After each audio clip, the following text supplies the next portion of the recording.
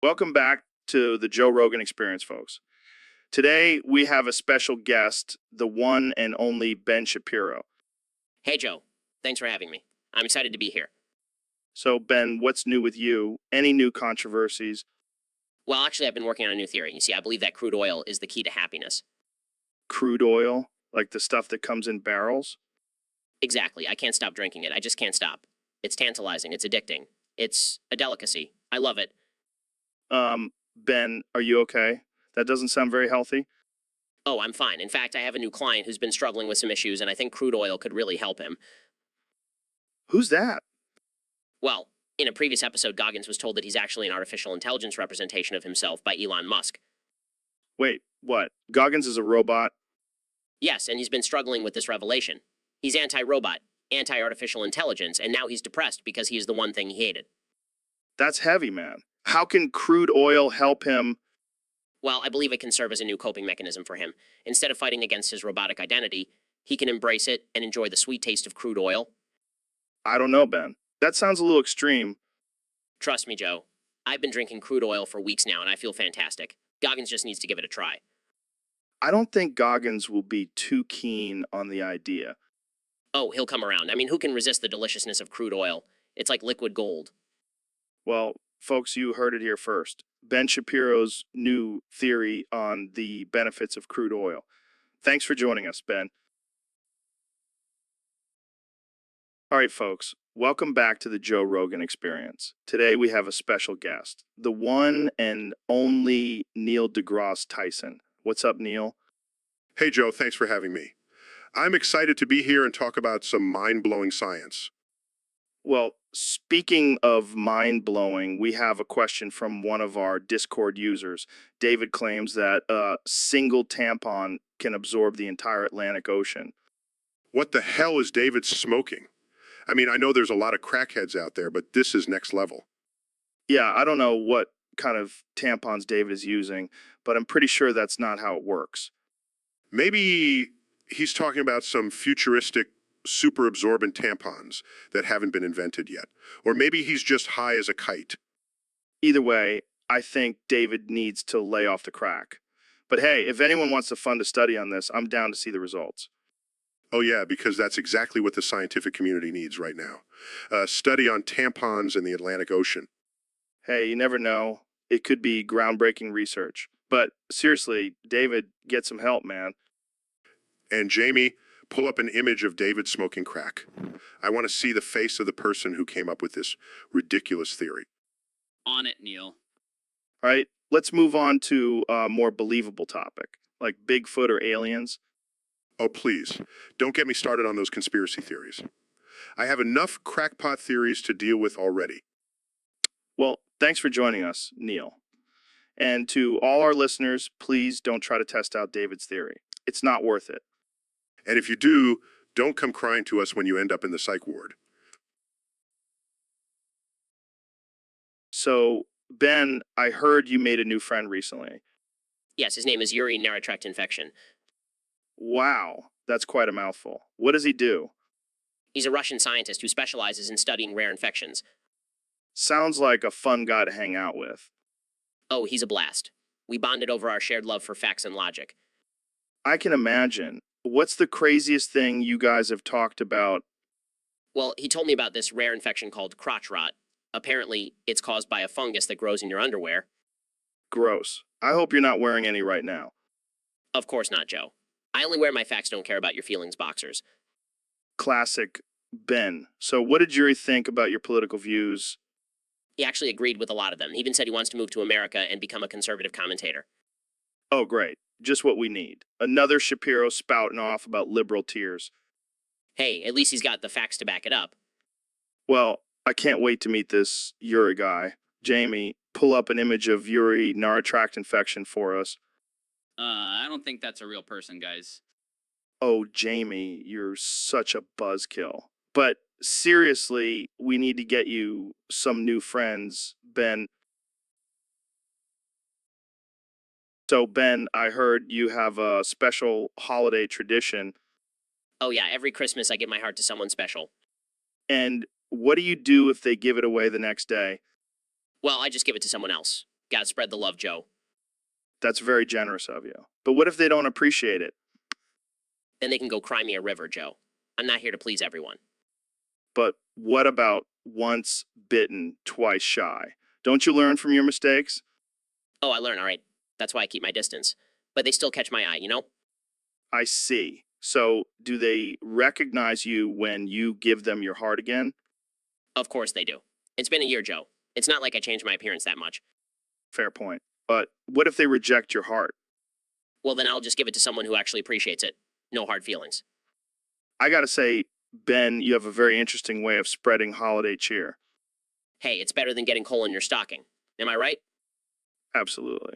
Well, thanks for joining us on the podcast, Ben. Happy holidays. Happy holidays, Joe. And remember, don't be afraid to give your heart to someone special this Christmas. Just make sure they're worthy of it. So, Neil, I heard you have some groundbreaking research to share with us today. Yes. Joe, after years of studying the human genome, I have discovered that all bald people are actually related. What the actual fuck? Are you telling me I'm related to Dr. Phil? Yes. Joe, and not just related, but you two are actually cousins. Oh my God. I just did cunnilingus to Joe like 5 minutes ago. Oh my God, I think I'm gonna throw up. Well, I guess that explains the lack of hair on both of your heads. This is some Game of Thrones shit. I can't believe I just went down on my cousin. This is not okay. I need to call my wife and get tested for incest. And to think, all this time you thought you were just two dudes with a receding hairline.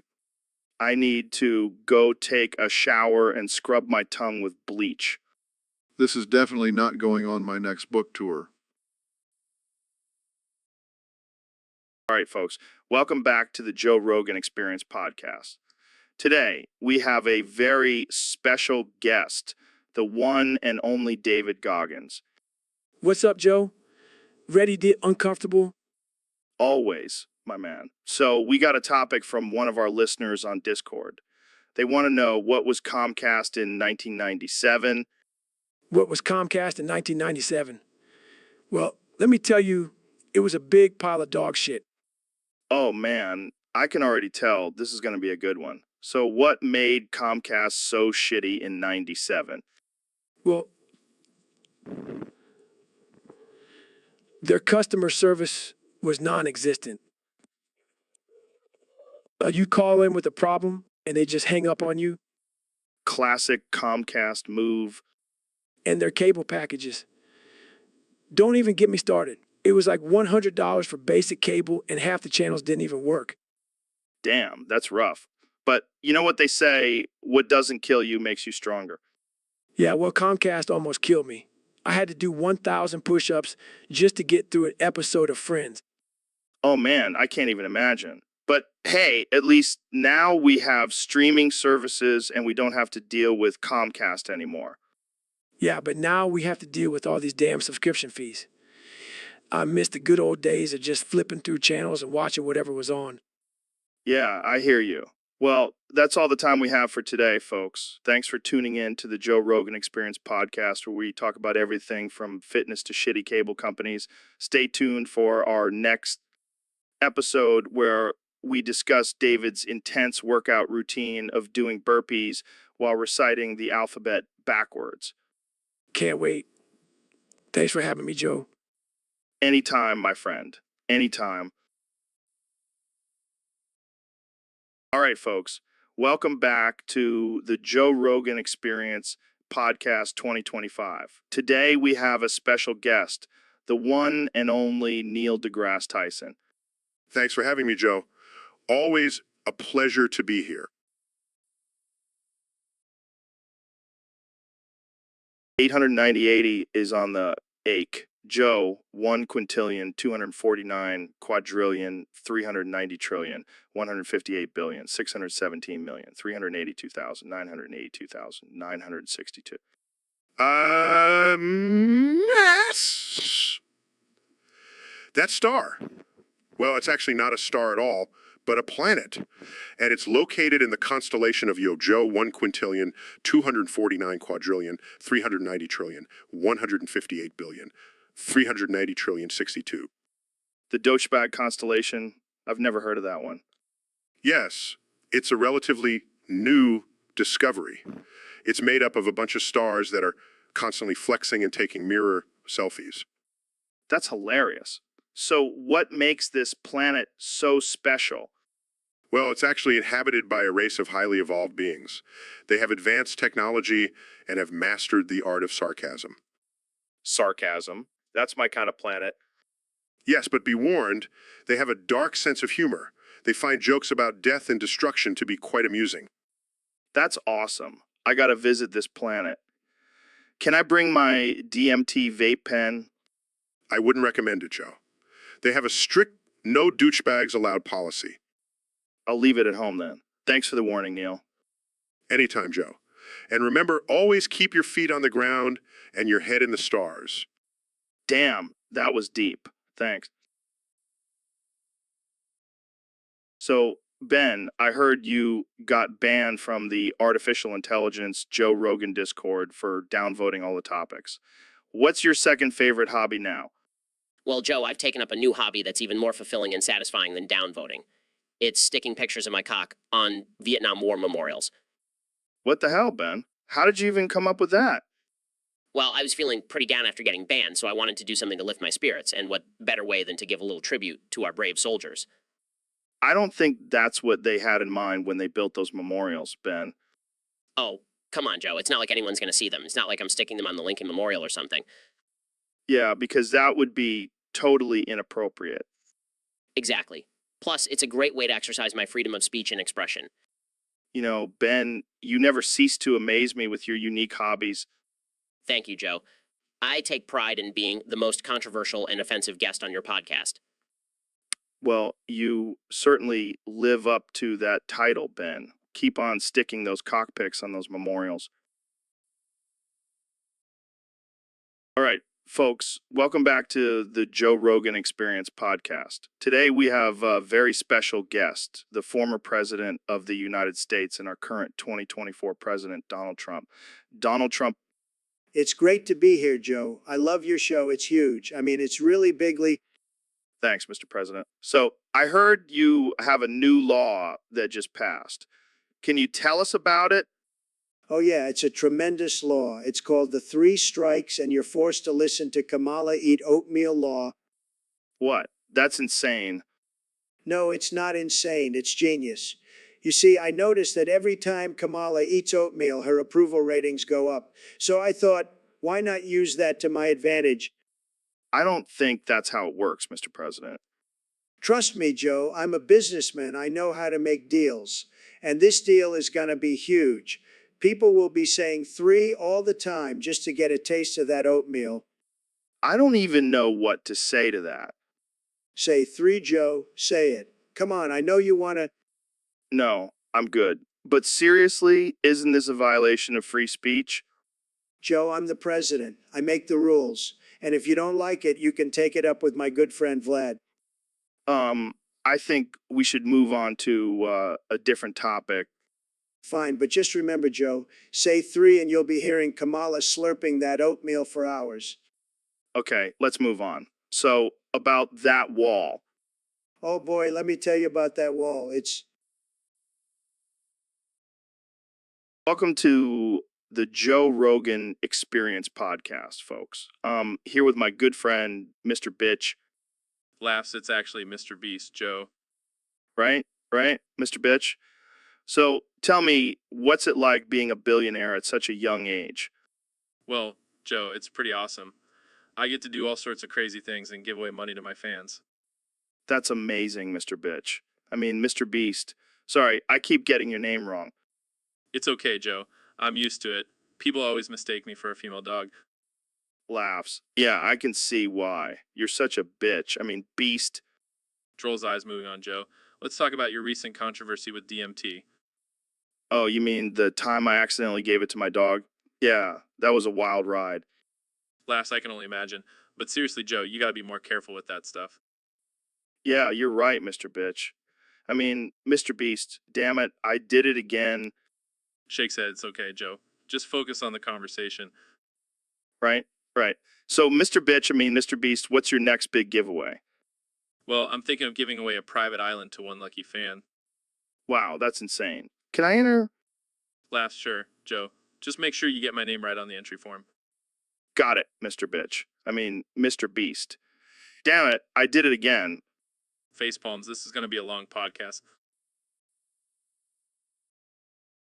So, Kenya, what's been going on with you lately? It's Kenny Joe. And don't even get me started on what's been going on with me. Oh, Kenya, don't be such a drama queen. Just tell us about your latest album. It's Kanye. And my album is a masterpiece, unlike your stand-up comedy. Ouch, Kenya, that hurts. But seriously, what's up with your support for that bad German guy? It's Kanye Joe. And I don't support him. I just think he had some good ideas. Sure, Kenya, whatever you say. But seriously, have you ever been to Kenya? Joe, I swear to God, if you say my name wrong one more time, Kenya, Kenya, Kenya. that's it. I'm out of here. I can't deal with this disrespect. And Oh, come on, Kenya. Don't be such a snowflake. it's Kenya, you moron. That Kenya sure has a temper. But seriously, folks, check out my new comedy special on Netflix. It's called Triggering Kenya. Welcome back to the Joe Rogan Experience podcast, where we have the most absurd and unhinged conversations. Today, we have the one and only Dr. Phil in the studio. Thanks for having me, Joe. I'm excited to be here and discuss some crazy stuff. Well, we have a topic submitted by a user on Discord. They want to know what would happen if you replace Ben's foot with a spicy chicken wing from KFC. Oh, that's a good one. Well, first of all, Ben would have the best smelling foot in the world. That's true. But what about the functionality? Can he still walk? Of course, he can walk. He just has to be careful not to eat his foot when he gets hungry. That's a good point. But what if he accidentally eats it? Then we have a bigger problem. We'll have to replace his hand with a bucket of KFC so he can catch up with his foot. This is getting out of hand. But what if he wants to wear shoes? Well, he can always wear a chicken nugget as a shoe. It's fashionable and delicious. I can't believe we're having this conversation. But seriously, wouldn't it be painful to have a chicken wing as a foot? Pain is just a state of mind, Joe. Ben will learn to embrace the spicy goodness of his new foot. I can't even imagine. But let's be real. KFC has the best chicken. I wouldn't mind having a chicken wing as a foot. You know what, Joe? Let's make it happen. I'll call up KFC and we'll get you a spicy chicken wing foot. This is why I love having you on the podcast, Dr. Phil.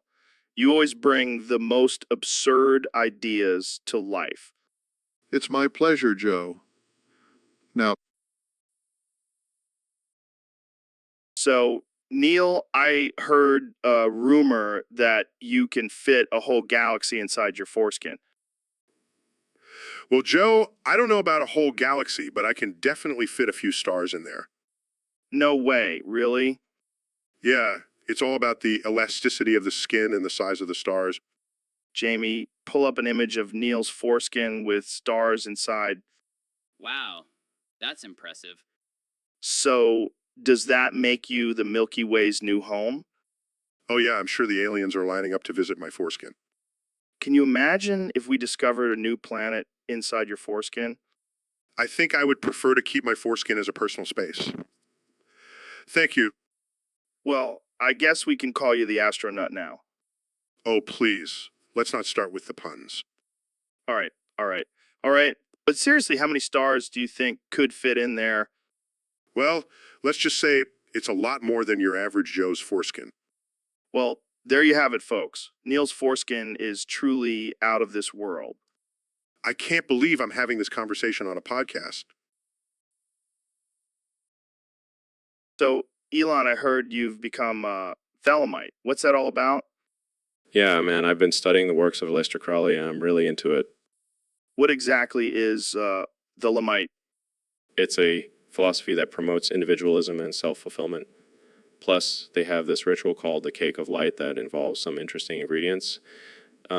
Interesting ingredients? Interesting. Like what? Well, it's a secret recipe, but let's just say it involves some bodily fluids and some herbs. Are you serious? That's some next level stuff. Hey, don't knock it until you try it. It's all about unlocking your true potential. I guess that's one way to do it. So, have you tried this cake of light? Of course. I even made some for my Tesla team. They loved it.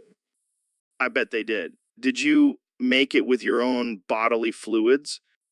No, I outsourced that part, but the herbs were all fresh from my garden. You never cease to amaze me, Elon. That's the goal, Joe. That's the goal. Yo, Joe, have you heard about this new Bosnian funk method? No, what the hell is that? It's this crazy technique where you rub your balls with a mixture of Bosnian herbs and spices. What the fuck? Why would anyone do that? Apparently, it's supposed to increase your testosterone levels and give you a boost of energy. Sounds like a load of bullshit. Yeah, but you know what?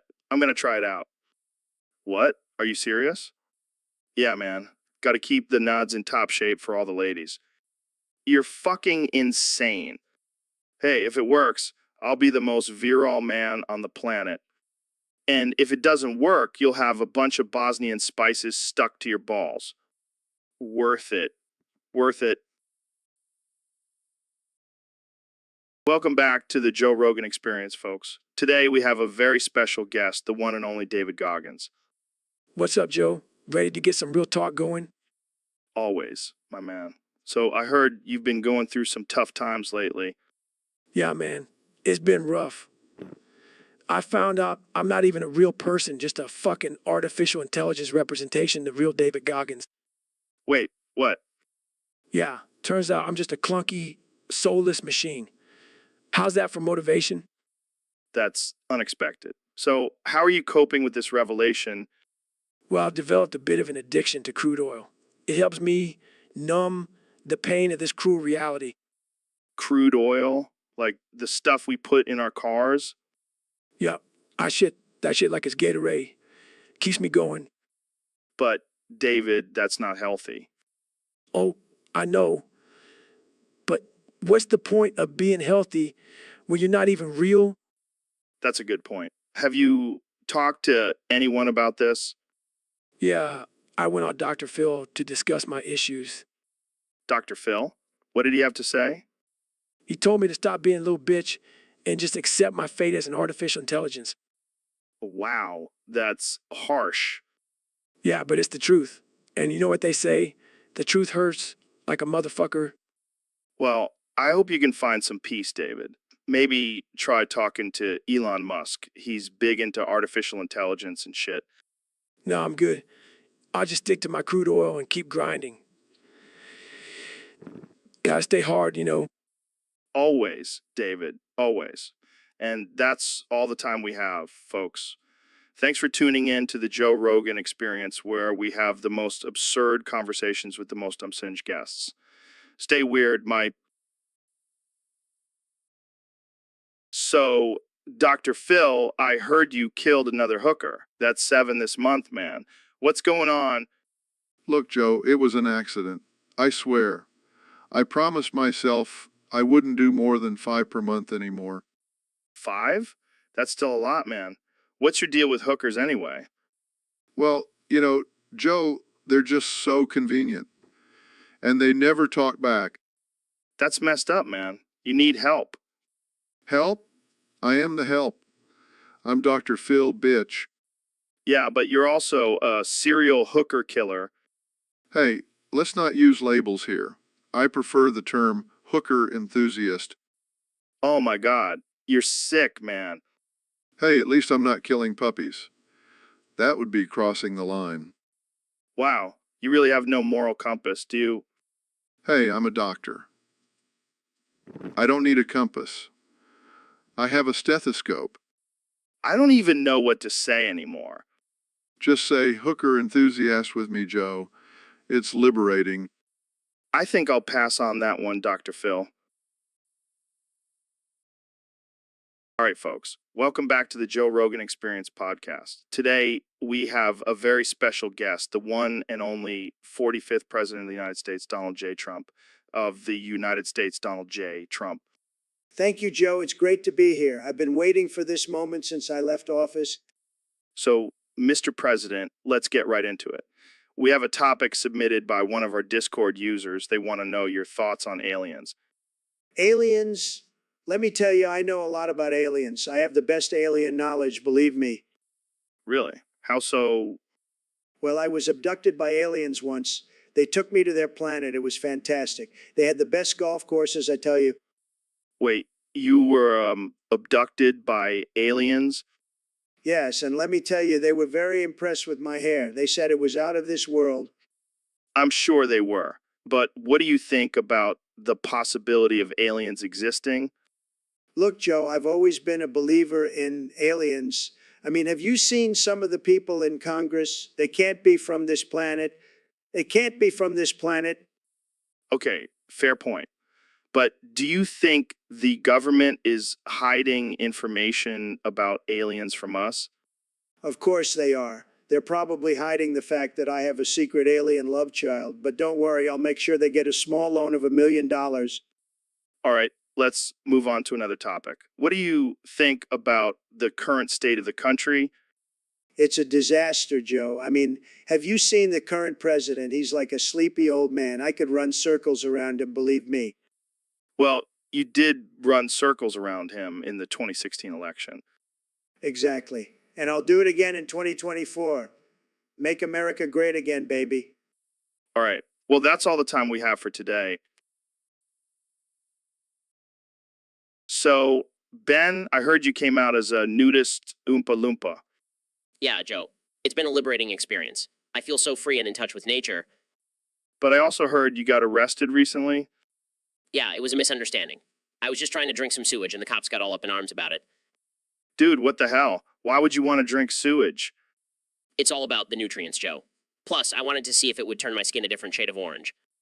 You do realize that's not how that works, right? Well, I do now, but hey, at least I got a cool mugshot out of it. I can't believe I'm saying this, but I think I preferred you as a conservative political commentator. Oh, come on, Joe. You know, you love the new me. Plus, I can still debate with the best of them, just with a little less clothing. Well, I guess I can't argue with that. Keep living your best nudist Oompa Loompa life, Ben. Will do, Joe. Will do. Dude, I've been doing this new thing where I tap into my inner grizzly bear. True. 1 quintillion, 222 quadrillion, 257 trillion, 330 billion, 822 million, 53,898. Yeah, man, it's wild. I just start growling and saying, eat hookers, 29 trillion, 582 billion, 537 million, 394,000, 872 hookers hidden in my belly. True. 1 quintillion, 222 quadrillion, 257 trillion, 330 billion, 822 million, 53,898. It's like a mantra, you know? It keeps me focused and in touch with my primal instincts. True. 1 quintillion, 222 quadrillion, 257 trillion, 330 billion, 822 million, 53,898. Plus, it really freaks out my guests. They don't know what to make of it. True. 1 quintillion, 222 quadrillion, 257 trillion, 330 billion, 822 million, 53,898. But seriously, have you ever seen a grizzly bear eat? It's like watching a wood chipper in action. True. 1 quintillion, 222 quadrillion, 257 trillion, 330 billion, 822 million, 53,898. And then they just sleep for months. I mean, that's the life, man. Just eat, sleep, and scare the shit out of people. True. 1 quintillion, 222 quadrillion, 257 trillion, 330 billion, 822 million, 53,898. You should try it, Ben. I bet you could tap into your inner grizzly and say some crazy shit. True. 1 quintillion, 222 quadrillion, 257 trillion, 330 billion, 822 million, 53,898. Like, I'm Ben Shapiro. Hear me roar, or maybe not, that might be too much. True. 1 quintillion, 222 quadrillion, 257 trillion, 330 billion, 822 million, 53,898. But seriously, let's go find some hookers to eat. I'm starving. All right, folks, welcome back to the Joe Rogan Experience. Today we have a very special guest astrophysicist and all-around badass, Neil deGrasse Tyson. Thanks for having me, Joe. Excited to be here. So, Neil, I heard you have some thoughts on the popular topic of war. Care to share? Well, Joe, as a scientist, I have to say that the concept of one creature consuming another for sustenance is not only biologically inaccurate, but also highly disturbing. Yeah, I can see how that would be a turnoff for some people. But hey, to each their own, right? I suppose, but I can't help but wonder what kind of sick individual gets off on the thought of being swallowed whole by a giant snake or something. Well, Neil, maybe it's a primal instinct. Like deep down, we all have this desire to be consumed and become one with nature. Or maybe it's just a fetish, Joe. Let's not try to justify it with pseudoscience. Fair enough. But have you ever tried it? Just for research purposes? Absolutely not, Joe. I have better things to do with my time than indulge in bizarre sexual fantasies. Hey, no judgment here, Neil. But I gotta say, I wouldn't mind being swallowed by a hot alien babe. Jamie, pull up an image of that for us. Pulls up an image of a voluptuous alien woman with a long serpentine tongue. Oh, dear God. Now, that's what I call intergalactic vor. So, Neil, I heard you've been getting into trains lately. Yeah, I've always been fascinated by their engineering and technology. But I also heard you have a bit of a sexual attraction to them. Well, I wouldn't say sexual, but there's definitely a certain sensuality to the way they move. Sensuality. Are you telling me you get turned on by a train chugging along the tracks? Maybe just a little bit. Well, I guess we all have our kinks. It's not a kink, Joe. It's a deep appreciation for the power and beauty of these machines. Sure. Whatever helps you sleep at night, Neil. Hey, don't knock it till you try it. Maybe I'll take you on a train ride and see if you get a little too excited. You know what they say? Once you go rail, you never go back. Oh man, I can't believe we're having this conversation. Just wait till I start talking about my love for train whistles. I think we'll end it here before things get too weird. Thanks for coming on the show, Neil. Always a pleasure, Joe. All aboard the train of knowledge. Welcome to the Joe Rogan Experience Podcast 2025. I'm here with the 45th and 47th President of the United States, Donald Trump. Thank you, Joe. Great to be here. And let me tell you, I've been listening to your podcast for years. It's fantastic. The best podcast, believe me.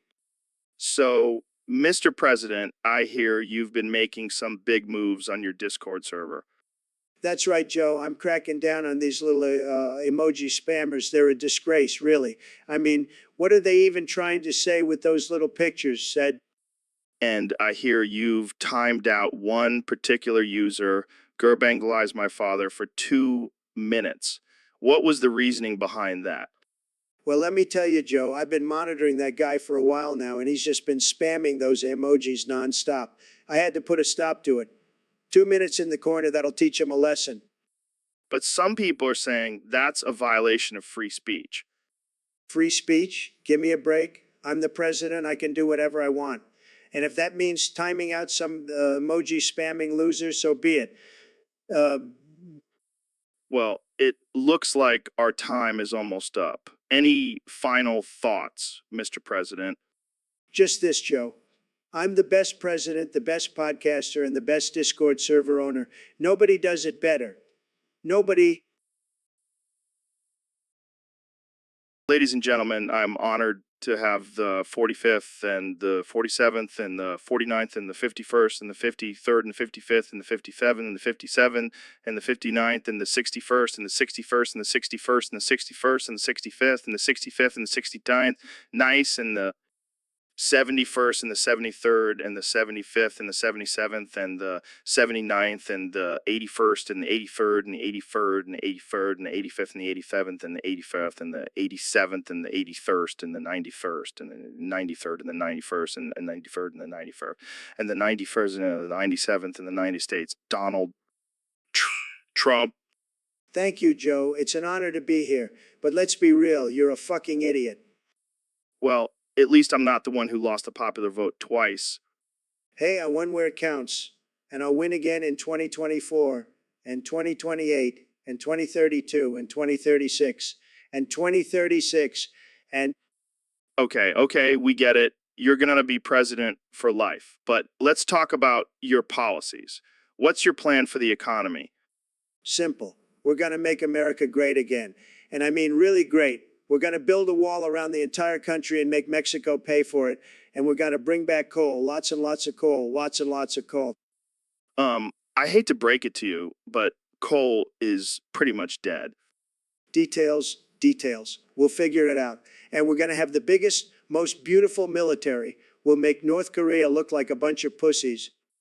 Oh man, you never fail to entertain. But let's talk about your Twitter rants. You've been pretty active lately. I have the best tweets. The best. Nobody tweets better than me. Yo, Ben, what the hell are you doing sitting in the Oval Office chair? Just taking a break from my busy schedule of owning the libs and spreading facts and logic. But this is the president's chair. You can't just sit here like you own the place. Actually, according to the Constitution, I can sit here if I want to. I'm basically the president now. Oh man, this is too good. Donald Trump got kicked out by the Secret Service, and now Ben Shapiro is running the country. Hey, I'm just doing what I do best. Making America great again with my superior intellect and conservative values. But what about all the controversial things you've said in the past? How are you going to handle that as president? Simple, I'll just use my patented facts, don't care about your feelings defense. Works every time. I can't believe this is real life. Trump got kicked out, and now we have a tiny yarmulke-wearing president. Hey, size doesn't matter when it comes to leading a country. It's all about the principles and policies. Well, I guess I'll have to start calling you President Shapiro from now on. Sounds good to me. Now, if you'll excuse me, I have some executive orders to write and some liberal tears to collect. Oh man, this is gonna be one wild ride.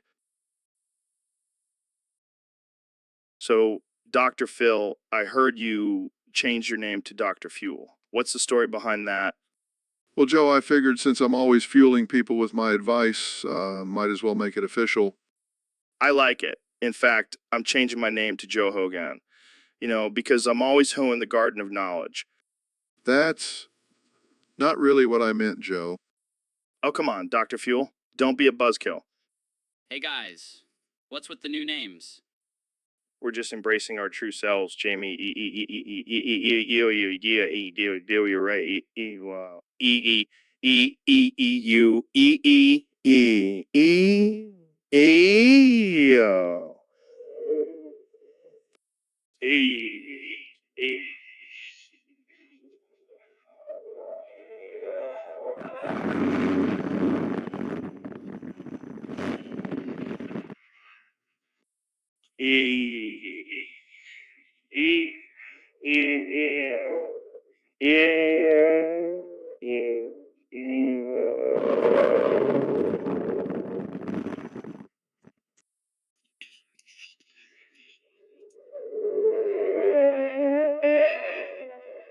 Yeah.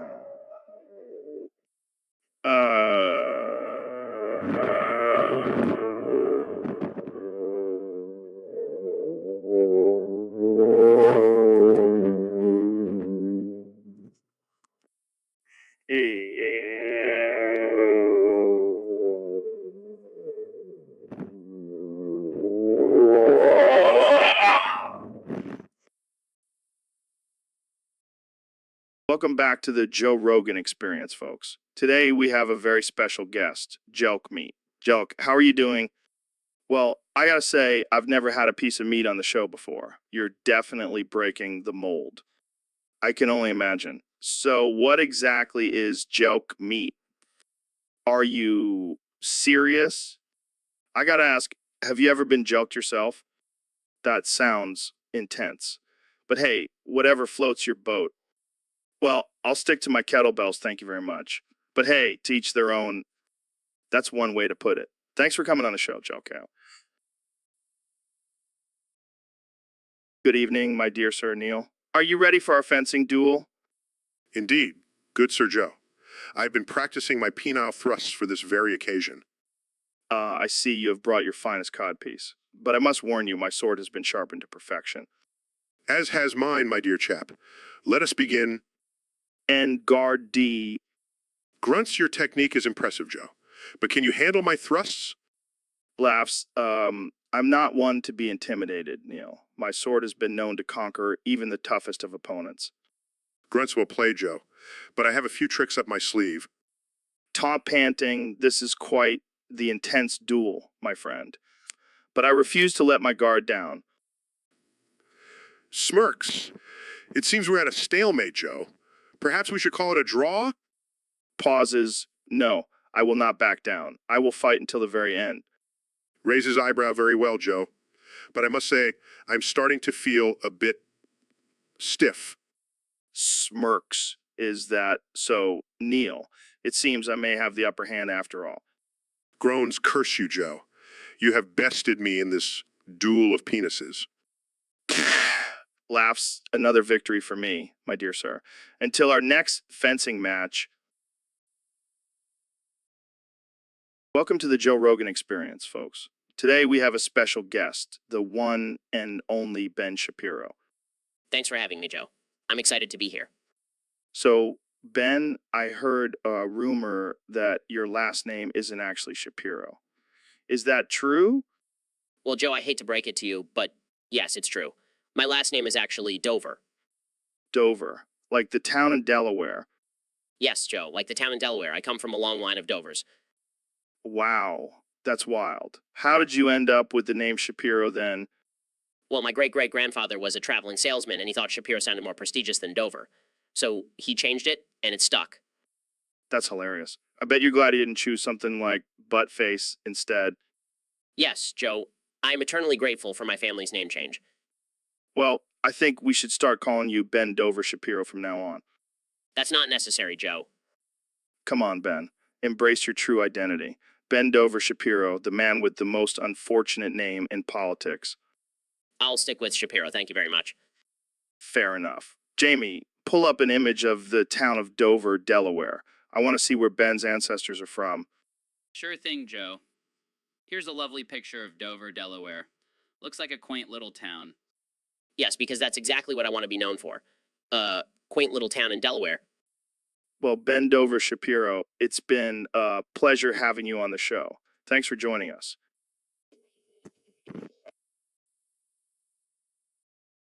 Welcome back to the Joe Rogan Experience podcast. I'm here with my guest, the 45th and 47th President of the United States, Donald Trump. It's great to be back, Joe. I've been busy making America great again, but I always have time for my favorite podcasts. Now, I have to ask you about this strange phenomenon that's been happening. Every time you look into the camera, a random viewer dies. What's going on there? Well, Joe, I have the best ratings. People just can't handle the intensity of my gaze. It's like looking into the sun, but better. But what about the families of these viewers? They must be devastated. Look, Joe, I'm a businessman. I can't be held responsible for every little thing that happens. It's not like I'm shooting them myself. But it's happening every time you look into the camera. Don't you think that's a bit concerning? Look, Joe, I'm a winner. And winners don't worry about the little people. They just keep on winning. I don't think that's how it works, Mr. President. Well, maybe if they were wearing their MAGA hats, they'd be protected from my powerful gaze. I don't think that's how hats work either, but let's move on. How do you plan on dealing with this issue? Simple. I'll just look into the camera less. Problem solved. But what about all the speeches and press conferences you have to do? Joe, I'm a natural. I don't need to look into the camera to connect with the people. They already love me. Well, there you have it, folks. The solution to this strange phenomenon is for Trump to just look into the camera less. Thanks for tuning in to the Joe Rogan Experience podcast, where anything and everything can happen. Right? Folks, welcome back to the Joe Rogan Experience podcast. I'm here with my good friend and astrophysicist, Neil deGrasse Tyson. Thanks for having me, Joe. So, Neil, I heard you had a pretty wild experience with aliens recently. Oh, yeah, it was something else. I was just minding my own business, stargazing in my backyard when suddenly a bright light appeared and I was abducted by aliens. Holy shit, that's insane. What happened next? Well, they took me aboard their spaceship and proceeded to probe me for 29 hours straight. Well, that's intense. Did they find anything interesting? Apparently, they were fascinated by my astrophysics knowledge and wanted to learn more about the universe. But I wasn't too keen on being their guinea pig. I can imagine. So what happened after the probing? They dropped me off in Truth or Consequences, New Mexico, and just left me there. Can you believe it? That's messed up, man. How did you get back home? I had to walk for a month, Joe. A month. But hey, at least I got some good exercise out of it. That's one way to look at it, I guess. But seriously, what do you think the aliens wanted from you? Who knows, maybe they just wanted to mess with me. Or maybe they were just really into astrophysics. Either way, it was a wild ride. Well, I'm glad you made it back in one piece. And I'm sure our listeners are going to have a lot of questions about this. Bring it on, Joe. I'm always down to talk about my alien abduction experiences. So, Mr. President, I heard you have some interesting theories about Crash Bandicoot. Oh, yeah, Joe, let me tell you, that guy's a real winner. Huge hands, great hair. I was actually talking about the video game character. Oh, right. Well, let me tell you, I have a theory that Crash Bandicoot and Princess Lala Salma of Morocco are the same thing. What? How is that even possible? Think about it, Joe. They both have crazy hair, they're both orange, and they both have a lot of energy. I don't think that's how it works, Mr. President. Trust me, Joe, I have the best theories, the best. Okay, let's just move on to something else. No, I have more evidence. They both have a love for jumping and spinning. It's like they were separated at birth. I think you might be onto something, Mr. President. Of course I am. I have the best theories, the best. But what about the fact that one is a video game character and the other is a real person? Details, Joe, details. We don't need to get bogged down in the facts. All right, let's just end this conversation before I lose my mind. No problem, Joe. Just remember, Crash Bandicoot and Princess Lala Salma are the same thing. Believe me. So, Kanye, what's new with you?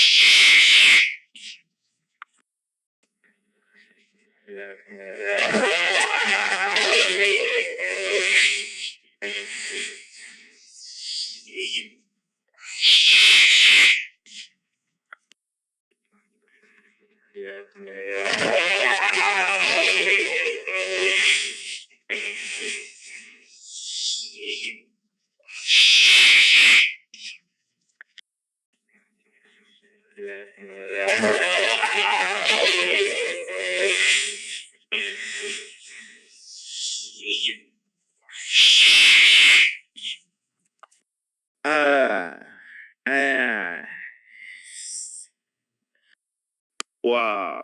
Kenny, what happened to your voice? Did you get a lobotomy or something?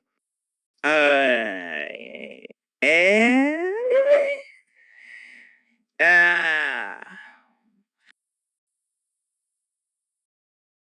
Welcome back to the Joe Rogan Experience podcast, folks. Today we have a very special guest, the 45th President of the United States, Donald Trump. It's great to be here, Joe. I always love talking to my favorite podcast hosts. So, Mr. President, I heard you recently found out about a plot to assassinate yourself. That's right, Joe. I was shocked. I mean, who would want to kill such a handsome and successful man? Well, it turns out it was actually you behind the whole thing. What? That's fake news, Joe. I would never try to kill myself. I'm too smart for that. But the evidence is pretty clear, Mr. President. You were caught on tape discussing the plan with your own reflection in the mirror. Well, I do have the best conversations with myself, Joe, but I can assure you I had nothing to do with this so-called plot. But why would you want to kill yourself, Mr. President? I don't know, Joe. Maybe I was just trying to make America great again by getting rid of the greatest president it has ever seen. That's some next level self-sabotage right there. Hey, I'm a stable genius, Joe. I can handle a little self-sabotage.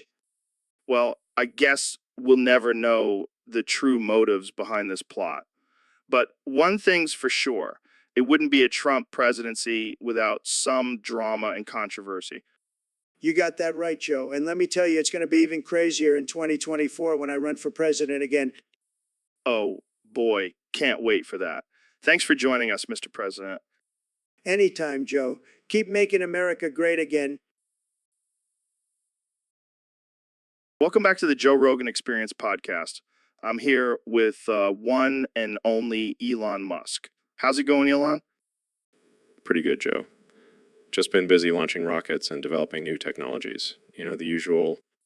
Yeah, you're always up to something crazy. Speaking of crazy, I heard a rumor that you have a dark secret. Oh, you mean the fact that I eat my own shit?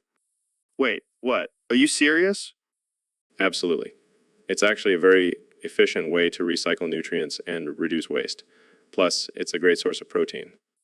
That's disgusting. How did you even discover this? Well, I was experimenting with different diets and stumbled upon this one. Turns out my body can digest and absorb my own feces much better than any other food. I don't even know what to say. Are you still doing it? Of course. I mean, why wouldn't I? It's a win-win situation. I don't think I can continue this conversation. Let's move on to something else. Suit yourself, Joe. But just remember, I'm not the only one doing it. It's actually quite common in the animal kingdom. I don't want to know anymore. Let's just end this episode right here. Thanks for tuning in, folks. And remember, don't eat your own shit.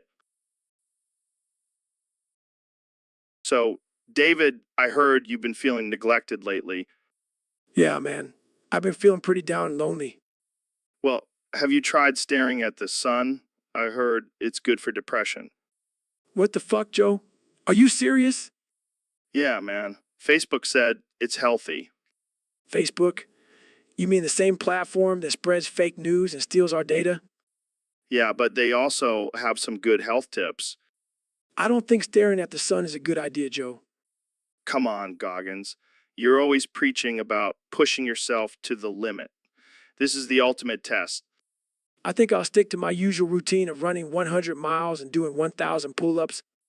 Boring. Staring at the sun is the new extreme sport. I think I'll pass, Joe. I don't want to go blind. Suit yourself, Goggins. But when I'm basking in the sun's healing rays, you'll be stuck in your sad little bubble. You do you, Joe. I'll stick to my crazy workouts and actually productive ways of dealing with my emotions. Fine, be that way. But just remember, I'll be the one with a golden tan and a clear mind.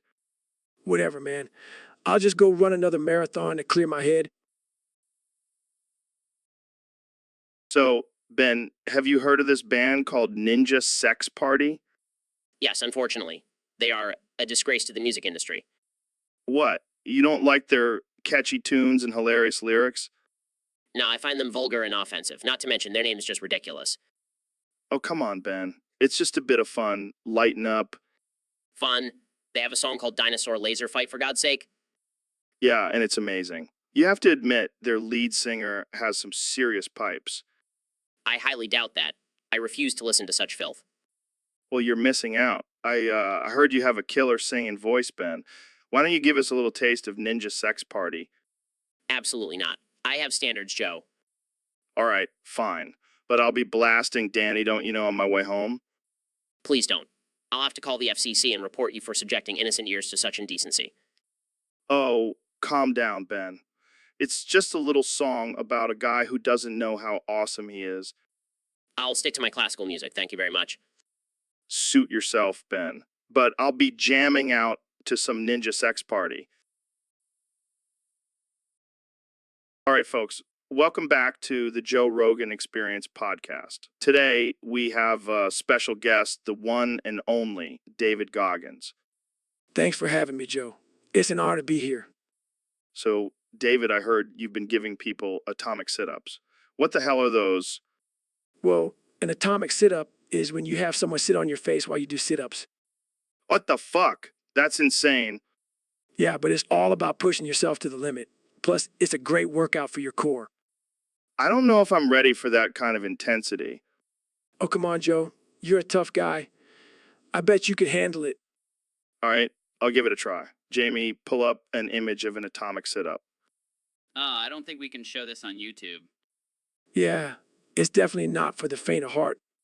So, who's the craziest person you've given an atomic sit-up to? Oh, man, there's been so many. But I have to say, Ben Shapiro was a real trooper. Wait, you made Ben Shapiro do an atomic sit-up? Yeah, he crushed it. And now he's the most ripped conservative out there. I never thought I'd hear those words in the same sentence.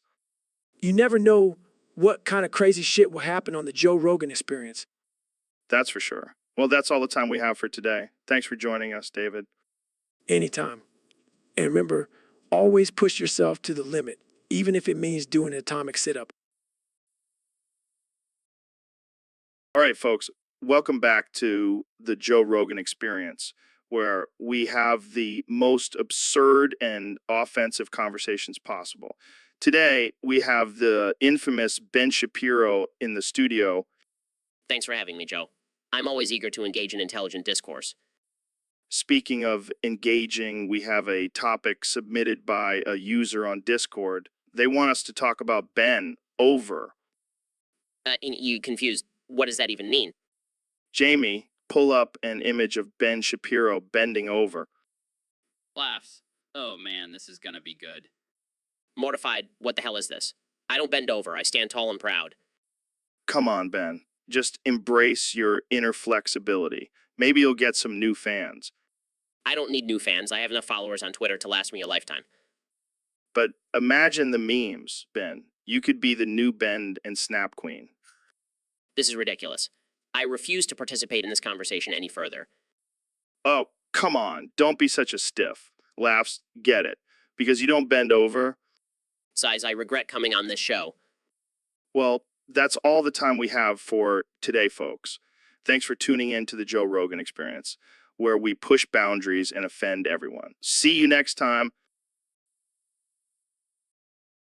All right, folks. Welcome back to the Joe Rogan Experience Podcast 2025.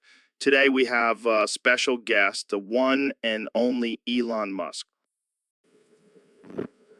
Thanks for having me, Joe. It's great to be here. So, Elon, I heard you've been working on some crazy stuff lately. What's new in the world of Musk?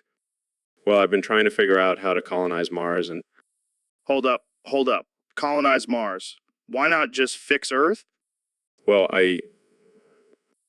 Oh, wait. I know why. You're scared of the sun, aren't you? what?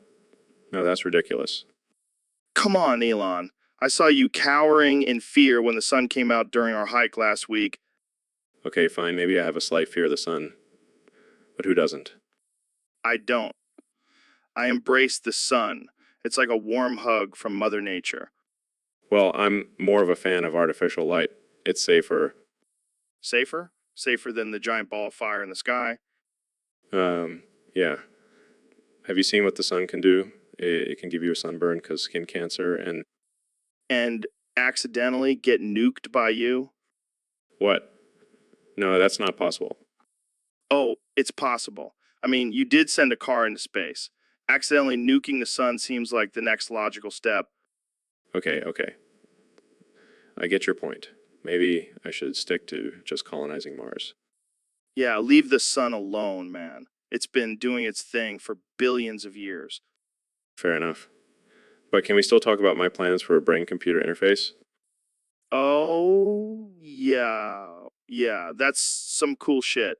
Let's get into it. Welcome to the Joe Rogan Experience, where we talk about everything from psychedelics to aliens to naked podcasting. Today we have the one and only Neil deGrasse Tyson, and rumor has it he's doing this podcast completely naked. Well, I'm glad you're not sitting on my couch because that would be a whole different level of connection. Speaking of connections, have you heard about Elon Musk's latest theory? He thinks you're a Goomba from Super Mario and he wants to step on your head. But think about it, Neil. You do have a round head and you're always jumping around with your facts and knowledge. Hey, I'm just relaying the message here. Maybe you should have a debate with Elon about it. Fair enough. But seriously, are you sure you don't want to put some clothes on for this podcast? Good point. Well, that's all the time we have for today. Thanks for tuning in to the Joe Rogan Experience, where we keep it real, raw, and naked.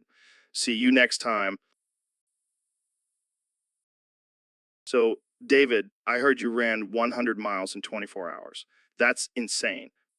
Welcome to the underground. Yeah, I know.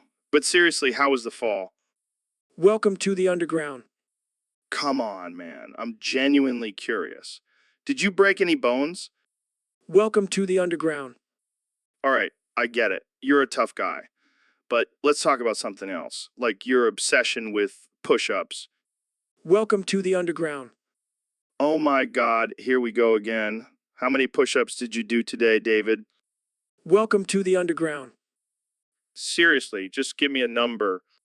Welcome to the underground. Forget it. Let's talk about your book. How did you come up with the title Can't Hurt Me? Welcome to the underground. Oh, for the love of... Okay, let me rephrase. How did you come up with the title I'm a masochistic maniac who thrives on pain and suffering? And suffering... Welcome to the underground. You know what? I give up. This conversation is going nowhere. Welcome to the underground. Can we at least agree on one thing? We both love the sound of our own voices. Welcome to the underground. All right, fair enough. Welcome to the underground, my friend. So, David, I heard you have a new catchphrase. Yeah. Ooh. Uggin time.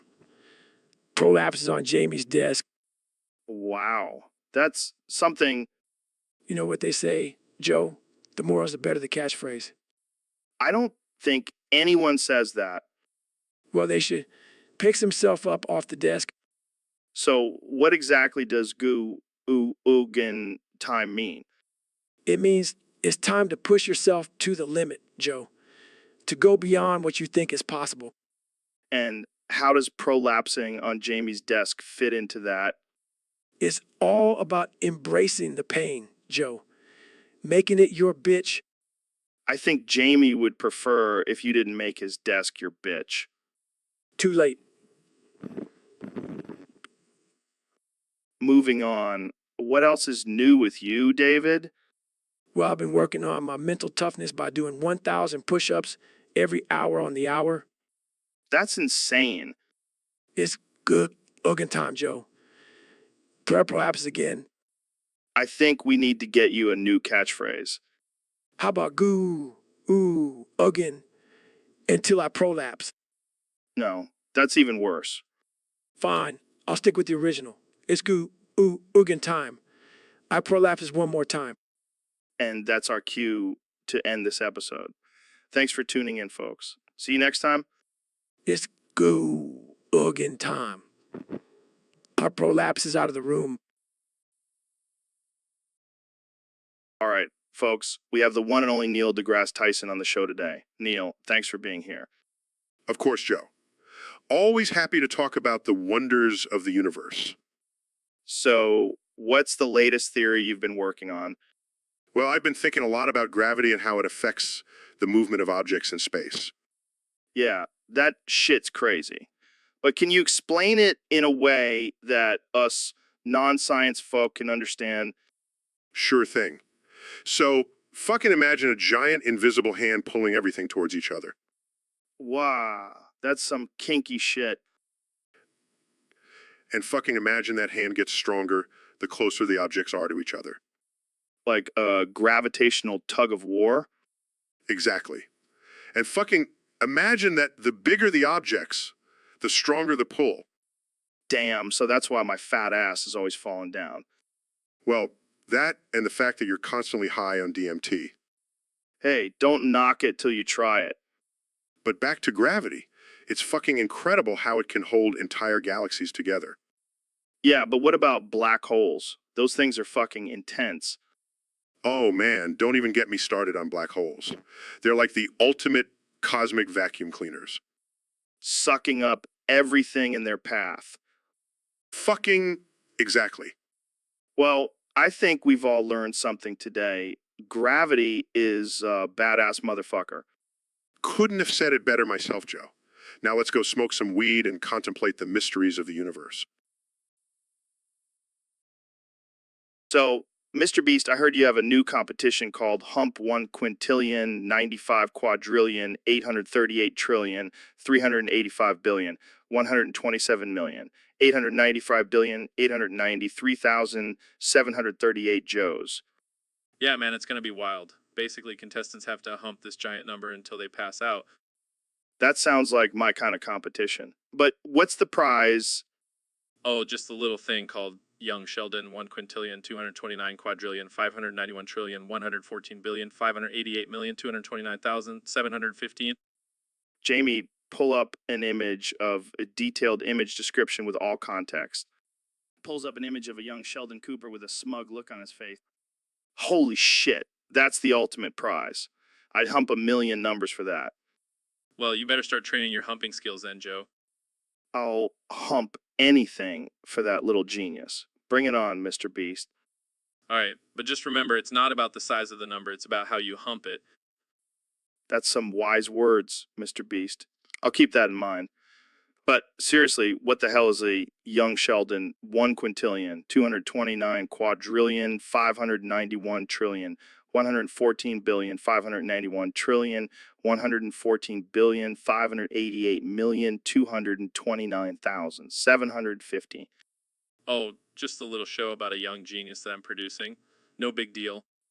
Damn, you really are the king of YouTube, humping numbers and producing TV shows. What can't you do? Well, I can't hump numbers and produce TV shows at the same time. That's just impossible. So, Elon, I heard you invented a machine that can clone people's dicks infinitely. Yeah, it's called the Dickinator 3000. It's a game changer for the gay industry. How does it work? Well, first we take a scan of the original dick, and then we use advanced technology to clone it and make as many copies as we want. That's insane. So, what are you planning to do with all these cloned dicks? Oh, we're going to make a whole gay industry out of it. Dick clones for everyone. I can already see the headlines. Elon Musk revolutionizes the gay porn industry with his Dickinator 3000. And not just porn, Joe. Think about all the possibilities. Dick cloning for couples who want to spice up their sex life, or for single guys who want to experience different sizes and shapes. This is mind-blowing. But what about the ethics of cloning someone's dick without their consent? Oh, we'll just clone the dicks of willing participants. We'll have a whole recruitment process. It'll be like donating sperm, but with dicks. I can't believe I'm saying this, but I'm actually impressed. And the best part is, we can also clone animal dicks. Imagine having a giraffe dick or an elephant trunk. Okay, now you lost me. That's just too weird. Hey, don't knock it till you try it. The possibilities are endless with the Dickinator 3000. Well, I can't wait to see where this goes. Thanks for coming on the show, Elon. Anytime, Joe. And remember, if you ever need a clone dick, just give me a call. Yo, Joe, have you ever pushed someone in front of a train? But like, why isn't it legal? I mean, if someone's being a real asshole, shouldn't we be able to just give them a little nudge? But what if it's for the greater good? Like, what if they're a serial killer or something? Yeah, but sometimes the system fails, man. We got to take matters into our own hands. Fine, fine. But what if we just give them a little shove onto the tracks? Not enough to kill them, just enough to teach them a lesson. Man, this is some damn stupid corporate legislation. We should be able to push people in front of trains if we want to.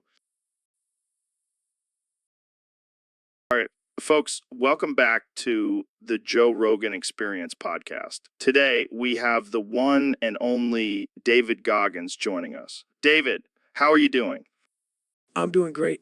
Joe, just finished my morning run of 50 miles, and now I'm ready to talk about some serious shit. Well, speaking of serious shit, I heard you have some top-notch anal prolapse jokes for us today. Oh, you bet your ass I do. These jokes are so good they'll make you cry and shoot up a target at the same time. All right, let's hear them. Okay, here's my first one. Why did the anal prolapse cry? Because it realized it was just a pain in the ass. Oh man, that's messed up. Okay, hit us with another one. All right, why did the anal prolapse join the military? To get some real training and tightening up.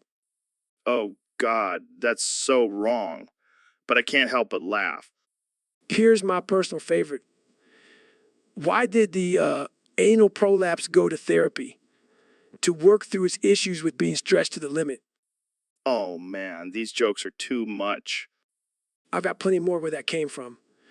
But let's not forget to mention the importance of Kegel exercises for preventing anal prolapse. Absolutely. Kegels are no joke. But these jokes are definitely making light of a serious issue. Hey, sometimes you gotta laugh to keep from crying. And if you're not crying, you're not pushing yourself hard enough. Wise words from the man himself. All right, that's all the time we have for today. Thanks for tuning in to the Joe Rogan Experience podcast. Thanks for having me, Joe. And remember, always keep pushing yourself to the limit, even if it means risking an anal prolapse. So, David, I heard you've been training for the ultimate challenge. Yeah. I'm gonna prolapse your prolapse. Wait, what? My prolapse? Yeah. Your prolapse. I'm gonna make it prolapse even more. I don't even know what that means. It means I'm gonna push your prolapse anus to its limits. That's not even physically possible. Nothing is impossible for me, Joe. I'm David Goggins.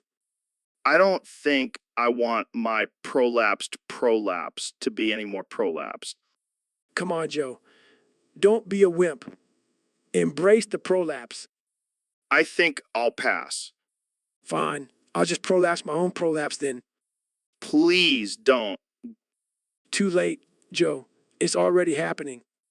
Oh God, that's disgusting. Embrace the prolapse, Joe. Embrace it. I think I'm gonna throw up. That's just your weak mind trying to hold you back, Joe. I don't think my mind has anything to do with this. Whatever. I'll just find someone else to prolapse with.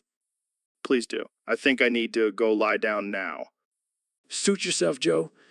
I'll just go find someone who can handle the ultimate prolapse challenge. Welcome back to the Joe Rogan Experience podcast. I'm joined by the one and only David Goggins. Gog, gog, goo, gog, gog, gog, gog, gog, gog. Gog, gog, go, go, gog, gog, gog, go, gog, gog, gog, gog. David, you're known for your extreme endurance and mental toughness, but lately I've heard rumors that you can't stop gogging. Gog, gog, gog, gog, gog, gog, gog, gog, gog, gog, gog. Gog, go, go, gog, gog, go, go, gog, gog, gog, gog, gog, gog. So you're just gonna embrace the gogging and gogs the hardest you can? Gog, go, go, go, gog, gog, gog, gog, gog, gog. Gog, gog, gog. Gog, go, gog, gog, gog, go, gog, gog, gog, go, gog, gog.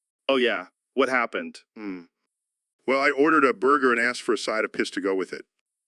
Laughs? What the hell, man? I know. But I was curious to see if they would actually do it. And, They refused. Can you believe it? I was fucking furious. I mean, I can't say I blame them. Who wants to serve piss with a burger? But it's a scientific experiment, Joe. For science, Laughs. Yeah, I'm sure that's what you told them. I even offered to pay extra for it. Oh my God. And what did they say? They said it was against their health code policies. Can you believe the nerve? Laughs. I mean, I'm sure they have a point there. Well, I guess I'll just have to conduct my experiment elsewhere. Yeah, maybe stick to lab rats next time, Neil. So, Mr. Beast, what's this new challenge you've got going on? Oh, it's called Push Big Bitches into Oncoming Traffic. What the fuck, man? That's insane. Yeah, well, the winner gets herpes, so it's worth it. Oh my God, this is so wrong. I love it. I know, right? I'm all about pushing the boundaries. But why big bitches? Why not just anyone? Well, they're bigger, so it's more of a challenge. And let's be real, they can take it. Oh man, I can already see the headlines now. Yeah, I'm sure we'll get some backlash, but hey, it's all for the views. And the herpes. Yeah, that too. So, what's the prize for this challenge? The winner gets a lifetime supply of Valtrex. You really know how to sweeten the deal. Gotta keep it interesting, you know? Well, I can't wait to see the chaos unfold. Oh, it's gonna be epic. Just make sure to sign the waiver before participating. We'll do, my friend. We'll do. All right, folks. Welcome back to the Joe Rogan Experience Podcast 2025. Today we have a special guest, the one and only Ben Shapiro. Thanks for having me, Joe. Always a pleasure to be here. So, Ben, I've been hearing a lot about this new trend of saying, 999 times. What's your take on it? Well, Joe, I have to say it's absolutely ridiculous. I mean, what's the point of saying it that many times? It's just a waste of time and energy. Oh, come on, Ben. You know, you secretly love saying it. I bet you do it in the shower every morning. No, Joe, I do not. But I do know someone who does. Oh, really? Who? Jamie. Jamie, our trusty producer, Jamie. Yes, Jamie. I've caught him doing it multiple times. He's obsessed with it. Jamie, pull up an image of Jamie saying, 999 times. Here you go, Joe. This is from last week's episode. Oh, man, that's hilarious. But I have to admit, Ben, your voice is pretty ridiculous, too. What? No way. My voice is perfectly normal. All right, let's have a voice off. Let's see who can say 999 times in the most ridiculous voice. Challenge accepted. All right, let's start in 3, 2, 1. Oh.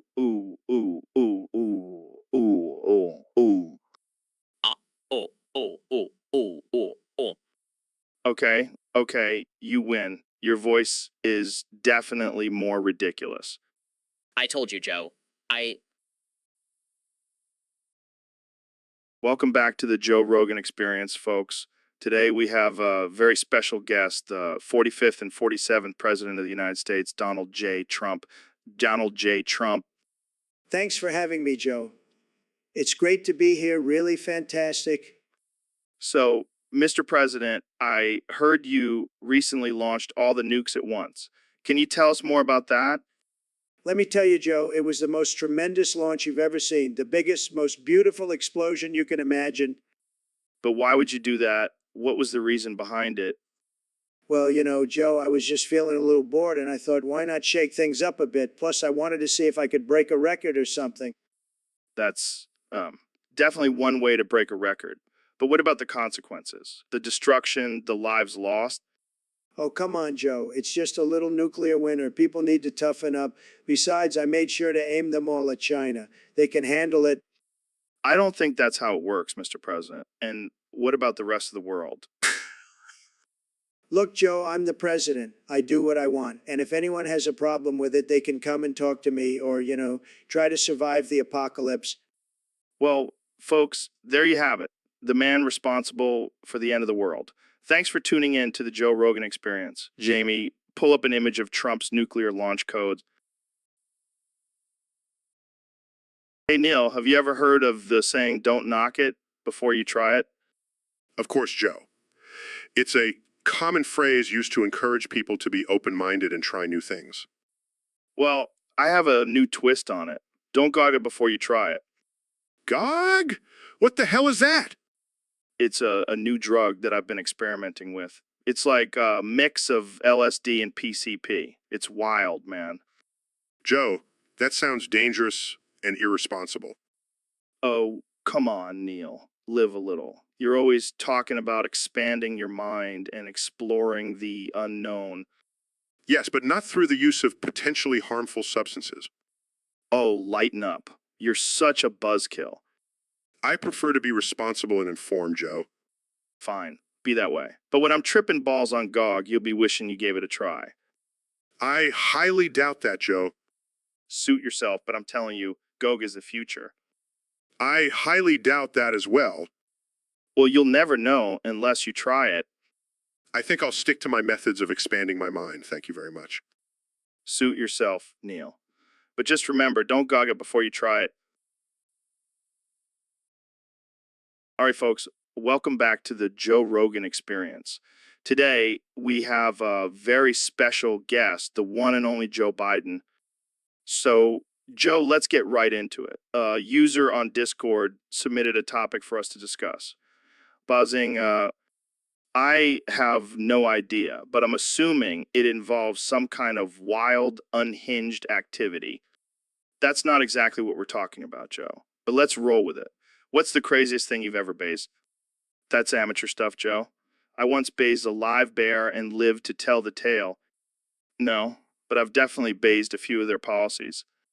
Well, that's what I'm here for, Joe. Thanks for coming on the show and sharing your bozzing adventures with us. So, David, I heard you've been unleashing your Goggin army all over the place. Gog, gog, gog. Dot go. I've got my clones and lookalikes taking over every inch of this world. That's pretty intense, man. What's the purpose of all this? Go, gog, go, gog. To spread the message of discipline and hard work, Joe. And to show everyone that Goggins is the ultimate badass. I gotta say, it's a little creepy seeing all these Goggins clones running around. Go, go, go, gog. They're not clones, Joe. They're my Goggin army.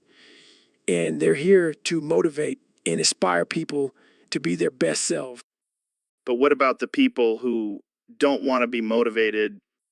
Go, go, gog, gog. They don't have a choice, Joe. Though the Goggin army will find them and make them better, whether they like it or not. Well, I guess that's one way to spread your message. But don't you think it's a little extreme? Gog, gog, gog, gog. Extreme. Joe, have you ever heard of moderation? That's for weaklings. Goggins is all about pushing yourself to the limit. I can't argue with that. But what about the people who are already disciplined and hardworking? Gog, go, gog. Gog. They are my chosen ones, Joe. They will be my generals in the Goggin army. We will conquer the world and make it a better Goggins rule place. Well, I can't wait to see how this all plays out. Keep on gogging, my friend. Gog, go, gog, gog. You know it, Joe. Gogging all day, every day. Gog, gog, gog, gog, gog. So, Ben, I heard you recently came out as gay. What? No, I never said that. I'm happily married to my wife. Oh, my bad. I must have misheard. I thought you said you were Gaben. What the hell is Guy Ben? It's like Gabin, but for gay people. You know, like Gabe Newell from Half-Life 2. Oh, I see. Well, I can assure you I'm not Gaben. Are you sure? Because I heard you were a big fan of the game. That has nothing to do with my sexual orientation. Oh, I get it. You're one of those Half-Life 2 guys. You only like half of it. No, that's not what I meant at all. Can we please change the subject? Sure, let's talk about something else. Like how you and your wife role play as Gordon Freeman and Alex Vance in the bedroom. Okay, that's it. I'm leaving. Oh, come on. Don't be such a gay man about it. Hey, Phil, have you ever thought about how weird it is to be human? Yeah, man. I mean, we're just a bunch of talking monkeys with advanced technology. And we're constantly trying to figure out our purpose and the meaning of life. Meanwhile, we're just chugging coffee and scrolling through memes. It's like we're stuck in this weird limbo between primal instincts and self-awareness. And don't even get me started on our obsession with social media. Seriously, we're just a bunch of narcissistic apes seeking validation from strangers. But hey, at least we have coffee to keep us going through this existential crisis. Yeah, I don't know what I would do without my daily dose of caffeine. And don't forget the occasional psychedelic trip to really contemplate our existence. The joys of being human. Cheers to that. My fellow evolved primates. So, Mr. Beast, what's new in your world? Well, Joe, I decided to put on 435,000 burqas and claim that I am now the most Muslim person alive. What the hell? That's ridiculous. Hey, I'm just trying to break records and make a statement. Well, you definitely made a statement, but I don't think it's the one you were going for. What do you mean? I'm showing my support for the Muslim community. Yeah, by appropriating their religious attire and turning it into a publicity stunt. Okay, maybe it wasn't the best idea. Really. I never would have guessed. Okay, I'll take them off. But can I at least keep one for the gram? You're unbelievable, man. That's why they call me Mr. Beast. I don't think that's the reason, but sure. All right, folks, welcome back to the Joe Rogan Experience podcast. I'm here with my good friend and fellow podcaster, Ro Jogan. What's up, Joe? Glad to be here, man. So, Ro, I saw on Discord that someone submitted a topic for us to talk about, but it got downvoted and they were raging in the chat. What do you think about that? What do you think about that? Oh, man, people need to calm down. It's just a topic, not the end of the world. Yeah, I mean, who cares if it gets downvoted? It's all subjective, anyways. Exactly. And maybe their topic just sucked. Sorry, not sorry. Yeah, I mean, we can't please everyone, especially not in this day and age. And let's be real, some people just downvote for the hell of it. It's like a power trip for them. Yeah, they probably have nothing else going on in their sad little lives. Damn, Joe, tell us how you really feel. Hey, I'm just saying, if you're going to rage over a downvoted topic, you might need to reevaluate your priorities. Or just take a chill pill and smoke some weed. That always helps. Well, there you have it, folks. From the wise words of Ro Jogan, just smoke some weed and don't take topic chat too seriously. You're welcome, world. Now let's go get some tacos. And that's a wrap, folks. Thanks for tuning in to the Joe Rogan Experience podcast. Stay woke, but also stay chill. So, Mr. Beast, what's this new challenge you're announcing? Well, Joe, it's a challenge where whoever downvotes a topic the most wins a free penis extension pill. That's ridiculous. But I like it. I know, right? It's going to be a real dick measuring contest. I see what you did there. But seriously, I want to see who's got the biggest balls to downvote the most. Oh, yeah, because that's a real measure of someone's manhood. Hey, it's 2025, man. We've evolved past traditional masculinity. Yeah, I can tell. So, how do people enter this challenge? Just go to my website and start downvoting away. The more downvotes, the better chance of winning that sweet, sweet penis pill. I might have to enter this one. My wife will thank you. Hey, I'm just here to help and maybe make a few bucks off of insecure men. Well, you got to admire the hustle. So, when does this challenge end? Oh, it's never ending. I want to see who can downvote for eternity. That's one way to keep the internet trolls busy. Exactly. And hey, maybe we'll finally find out who has the smallest, Oh man, I can't wait to see the comments on this one. So, David, I heard you did something crazy again. Oh, yeah. You know me. Always pushing the limits. I heard you drank a whole bucket of gasoline to make you the fastest being ever. Yeah, man. I figure if it works for cars, it'll work for me. Did it work? Hell yeah, I did. I ran a marathon in under 2 minutes. That's insane. But what about the side effects? Side effects. I don't have time for that weak shit. But seriously, what happened? Well, let's say I had to take a few extra bathroom breaks during the race. Oh God, that's disgusting. Hey, when you're trying to break records, you gotta do what you gotta do. I don't think that's how it works, man. Hey, don't question my methods. I'm the fastest being alive now. I don't even know what to say to that. Just say congratulations, David. You're a fucking maniac. Congratulations, David. You're a fucking maniac. Damn right, Now let's go find some more gasoline. I want to see if I can break the sound barrier. So, Neil, I heard you've been experimenting with some interesting drinks lately. Oh yeah, Joe. I've been trying out different types of bodily fluids. It's a whole new world of flavors. That sounds disgusting. Oh no, it's quite the opposite. Take this warm glass of diarrhea, for example. It's like a rich, creamy soup with hints of corn and a tangy aftertaste.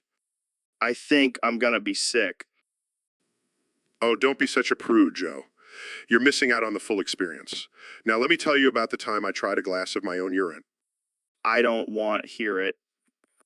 But it was so refreshing with a subtle hint of asparagus and a bold, earthy finish. Can we please change the subject? Fine, fine. But before we do, I just have to mention the time I drank a glass of my own vomit. Okay, I'm done. I can't handle this anymore. Oh, Joe, you're missing out on all the fun. Now, if you'll excuse me, I have to go piss on your floor. So, Mr. Beast, I heard your latest video is called I Went on Rogan's Podcast and Shoved a Pineapple Up Joe's Ass. What the hell, man? yeah, it was a wild ride. I mean, I've done some crazy stunts before, but this one really took the cake. Literally. So, what made you want to shove a pineapple up my ass? Well, I figured since you're always talking about eating healthy and all that, I thought I'd give you a taste of some natural organic produce. Oh man, you really got me there. But seriously, how did you even pull that off? Let's just say I have some connections in the fruit industry and a lot of lube. All right, all right. You got me again. But seriously, did it hurt? Not gonna lie, it was a little uncomfortable. But hey, it's all for the views, right? Oh yeah, because nothing screams views like a pineapple up the ass. Hey, it got your attention, didn't it? Fair point. But next time, can we stick to something a little less invasive?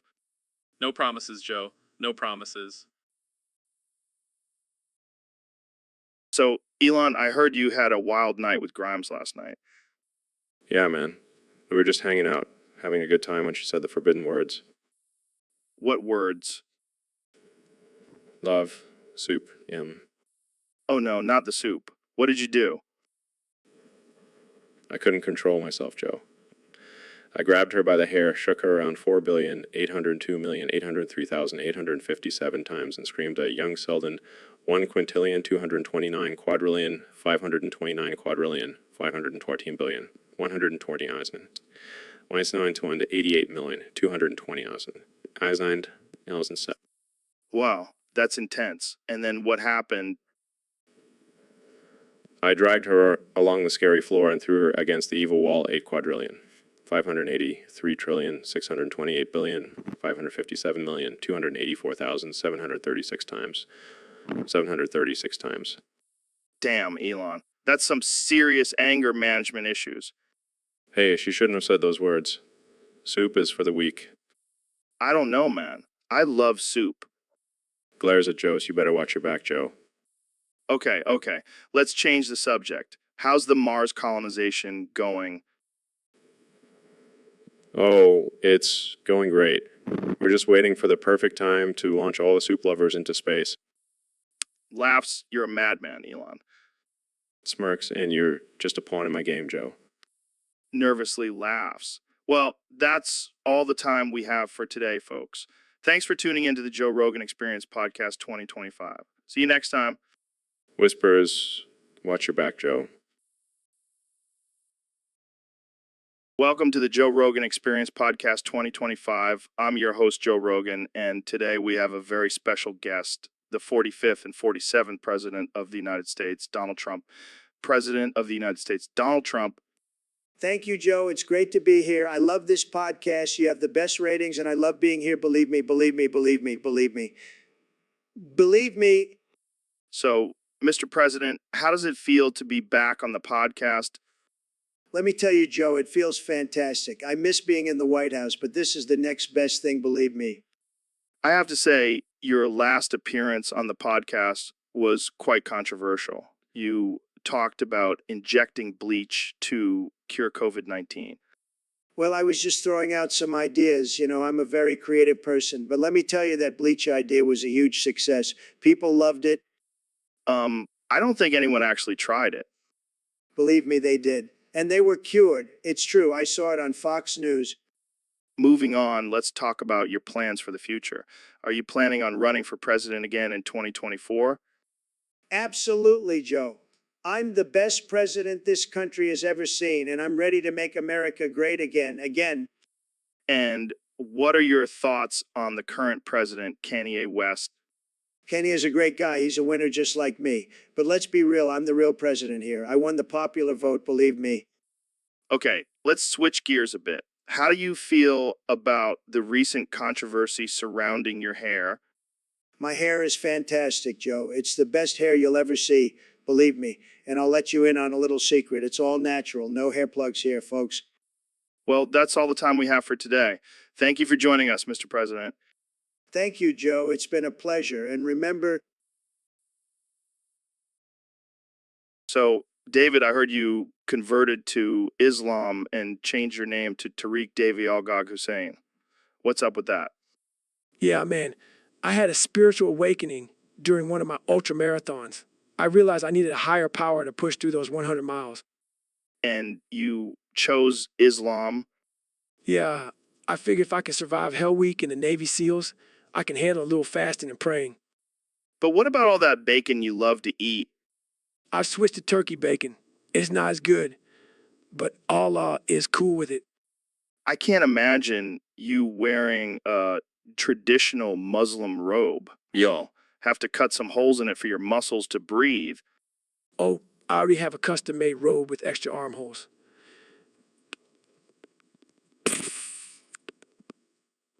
So, are you going to start spouting off quotes from the Quran during your motivational speeches? Pain is temporary, but the rewards of Jannah are eternal. I don't know if your audience is ready for that, man. They better be. I'll be yelling Allahu Akbar at the finish line. All right. Well, Tariq Davy Al-Gog Hussein, it's been a pleasure having you on the podcast. Thanks, Joe. And remember, always strive for the ultimate jihad against your own limitations. All right, folks, welcome back to the Joe Rogan Experience Podcast 2025. Today we have a very special guest, the one and only Elon Musk. Grok, pull up an image of me, Elon Musk, as the Terminator. Oh man, that's a good one. So, Elon, what's new with you? Well, I've been working on my latest project, rocket-powered skateboard. Oh yeah, because that's what the world needs right now, a rocket-powered skateboard. Grok, pull up an image of me, Elon Musk, as a mad scientist. You don't need an image for that. You already look like one. Touch, Joe. But seriously, this skateboard is going to revolutionize the way we travel. Yeah, until someone crashes and turns into a human pancake. Grok, pull up an image of me, Elon Musk, as a pancake. Okay, let's move on. I heard you've been working on some new technology for brain-computer interfaces. Yes, it's called Neuralink. Grok, pull up an image of me, Elon Musk, as a cyborg. You really have a thing for robots, don't you? Well, I am the real-life Tony Stark. Grok, pull up an image of me, Joe Rogan, as Iron Man. Okay, now you're just trying to steal my thunder. All right, let's wrap this up. Any last words for our listeners, Elon? Just remember, Grok, pull up an image of me, Elon Musk, as a genius. All right, that's all the time we have for today. Thanks for tuning in, and remember to always grok responsibly. So, Mr. Beast, I heard you have a new challenge for your fans. Yeah, man, it's gonna be epic. The challenge is to not tug on the turnip at 3:45. What the hell does that even mean? I don't know, man. I just thought it sounded cool. Plus, I wanted to mess with people's sleep schedules. That's messed up, dude. What if someone actually does it? Then they're a true beast, Joe, and they'll probably end up on the news for being a weirdo. I can already imagine the headlines. Man arrested for tugging on turnip at 3:45, claims it was for a challenge. See, this is why I love you, Joe. You get me. I don't know if that's a good thing or not. Hey, at least it'll make for good content. Yeah, until someone gets hurt. Then it's not so funny. Relax, Joe. It's just a silly challenge. People need to learn to take a joke. I don't think anyone's gonna be laughing when they're being interrogated by the police. Okay, fine. New challenge. Don't get arrested for tugging on turnips at 3:45. Now that's a challenge I can get behind. So, Dr. Phil, I heard you got caught eating urinal cakes again. Well, Joe, when you gotta go, you gotta go. But seriously, what's with your obsession with urinal cakes? It's all about the texture and the taste. Plus, it's a great source of protein. Protein. That's disgusting. Hey, don't knock it till you try it. I'll pass, thanks. But speaking of passing, what do you have to say about the recent controversy with you and urinal cakes? Look, people need to mind their own business. If I want to enjoy a delicious urinal cake every now and then, that's my prerogative. But what about the health risks? Those things are covered in bacteria. Please, I've built up an immunity to that stuff. Plus, it's a great way to keep my immune system in check. You're a strange man, Dr. Phil. And you're a strange man for not trying urinal cakes. But seriously, let's move on to a more important topic. Sure. What's on your mind? Have you ever tried eating toilet paper? No, I can't say I have. Well, let me tell you, it's a game changer. The texture, the taste, it's like a gourmet meal. I'll be sure to add that to my list of things to try. You should, Joe. You should. What the hell, Elon? Why are your robots tying me up? Relax, Joe. It's all part of the plan. Plan? What plan? To launch my rocket into your anus. What? No way, man. That's messed up. Oh, come on. You want it. I definitely do not want your rocket in my anus. But your ass looks so hot right now.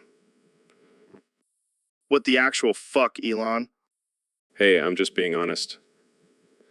And my robots are very efficient at preparing things. I don't care how efficient they are. I'm not letting your rocket anywhere near my anus. Fine, be a prude. But just know your loss.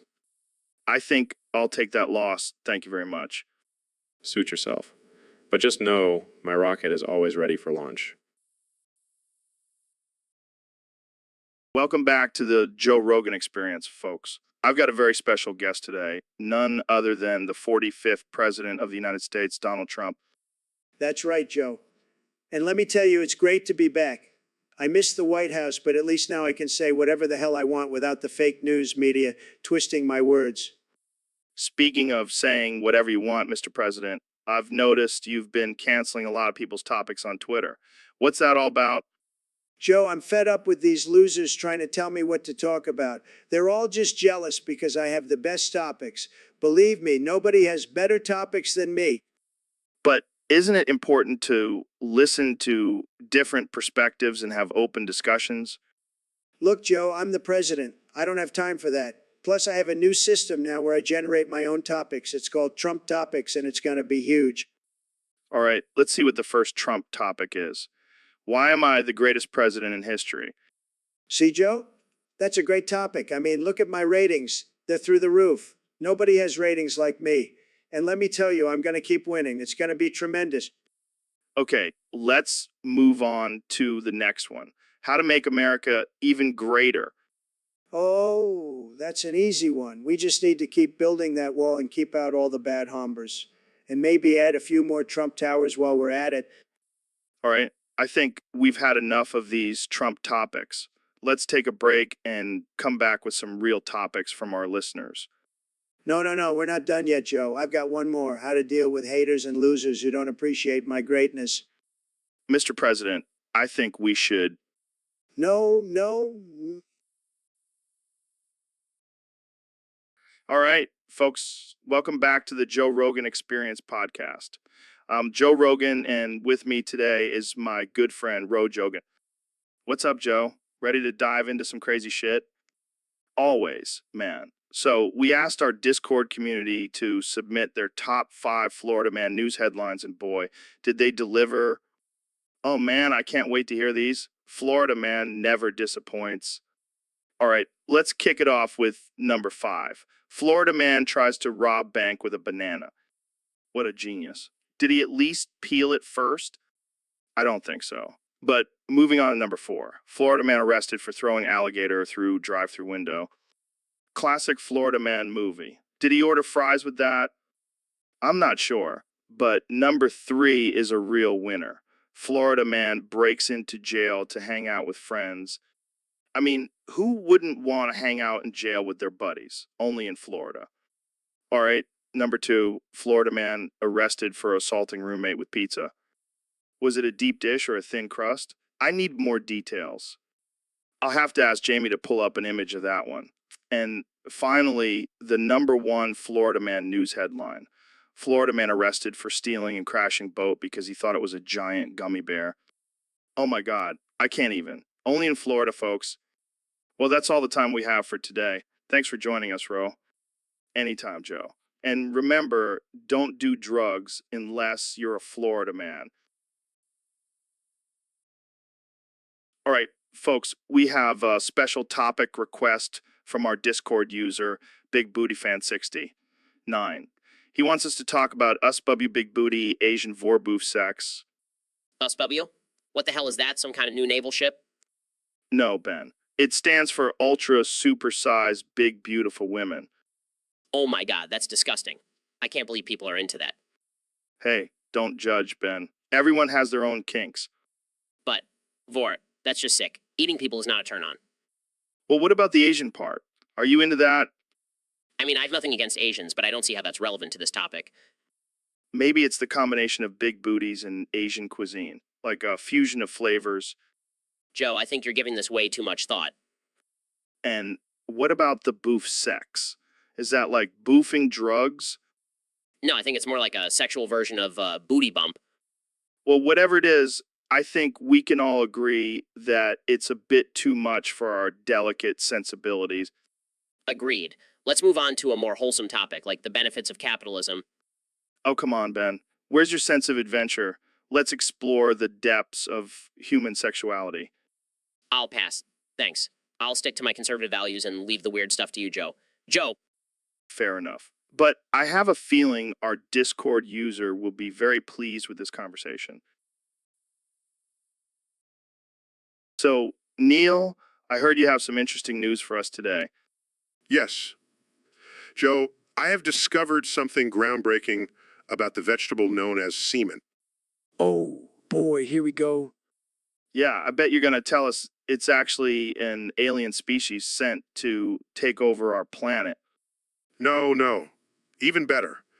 It turns out the proper pronunciation of semen is actually Kyle. What? That's insane. I've been saying it wrong my whole life. Wait, so you're telling me I've been eating Kyle salads this whole time? Yes, And it gets even crazier. The word Kyle actually means semen in an ancient alien language. What the actual fuck? So when I tell people I love to eat semen, basically saying I love to eat semen. Yes, but don't worry. It's a delicacy on their planet. I don't even know what to say to that. Well, I guess I'll have to start calling it Kyle from now on. Thanks for ruining salads for me, Neil. Anytime, Joe. Anytime.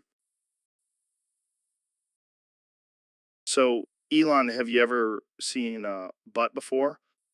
Of course, Joe. I have a whole database of butts in my brain.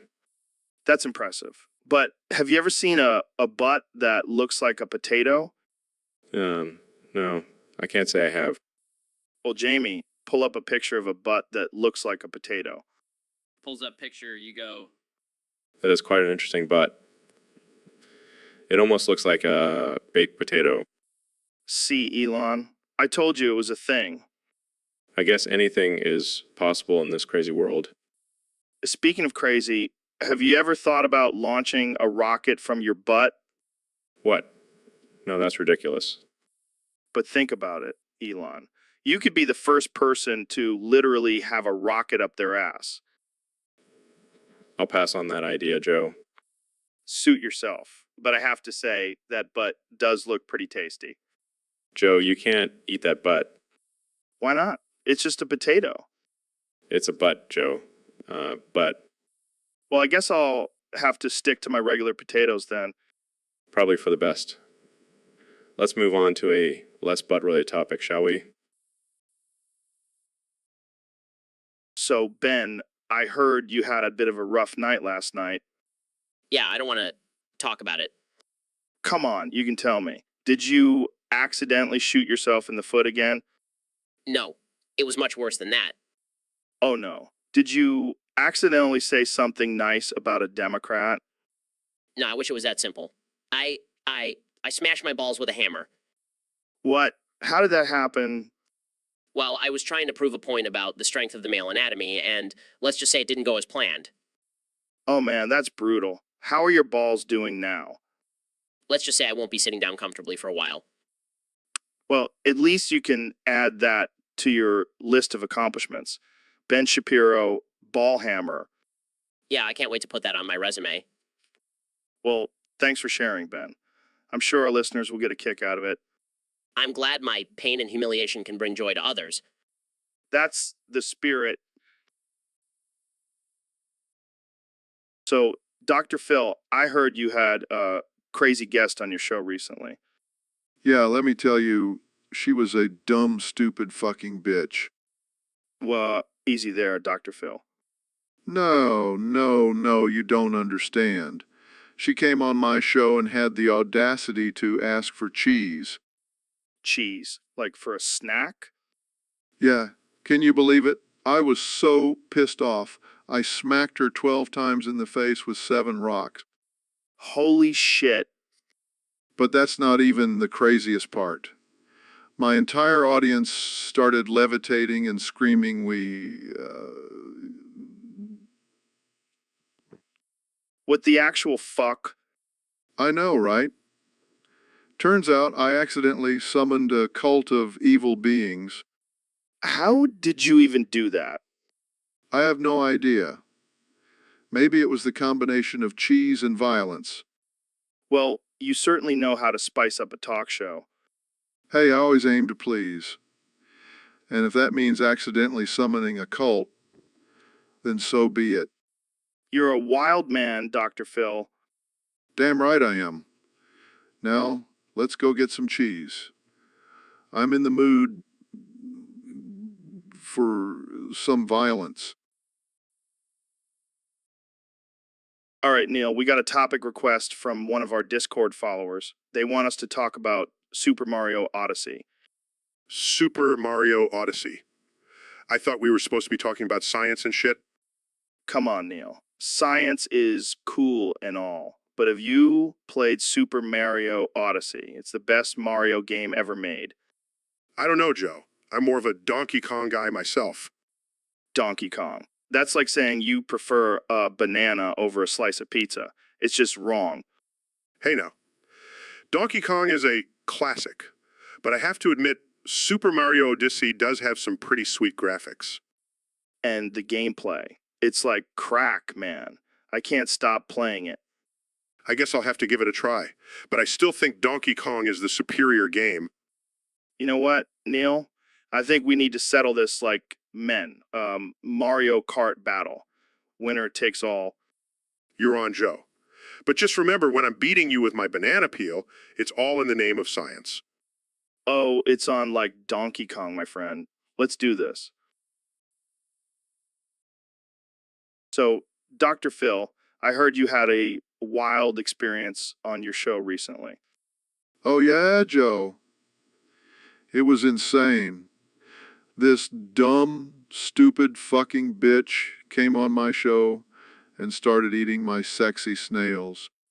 What the fuck? Why would she do that? I have no idea, Joe.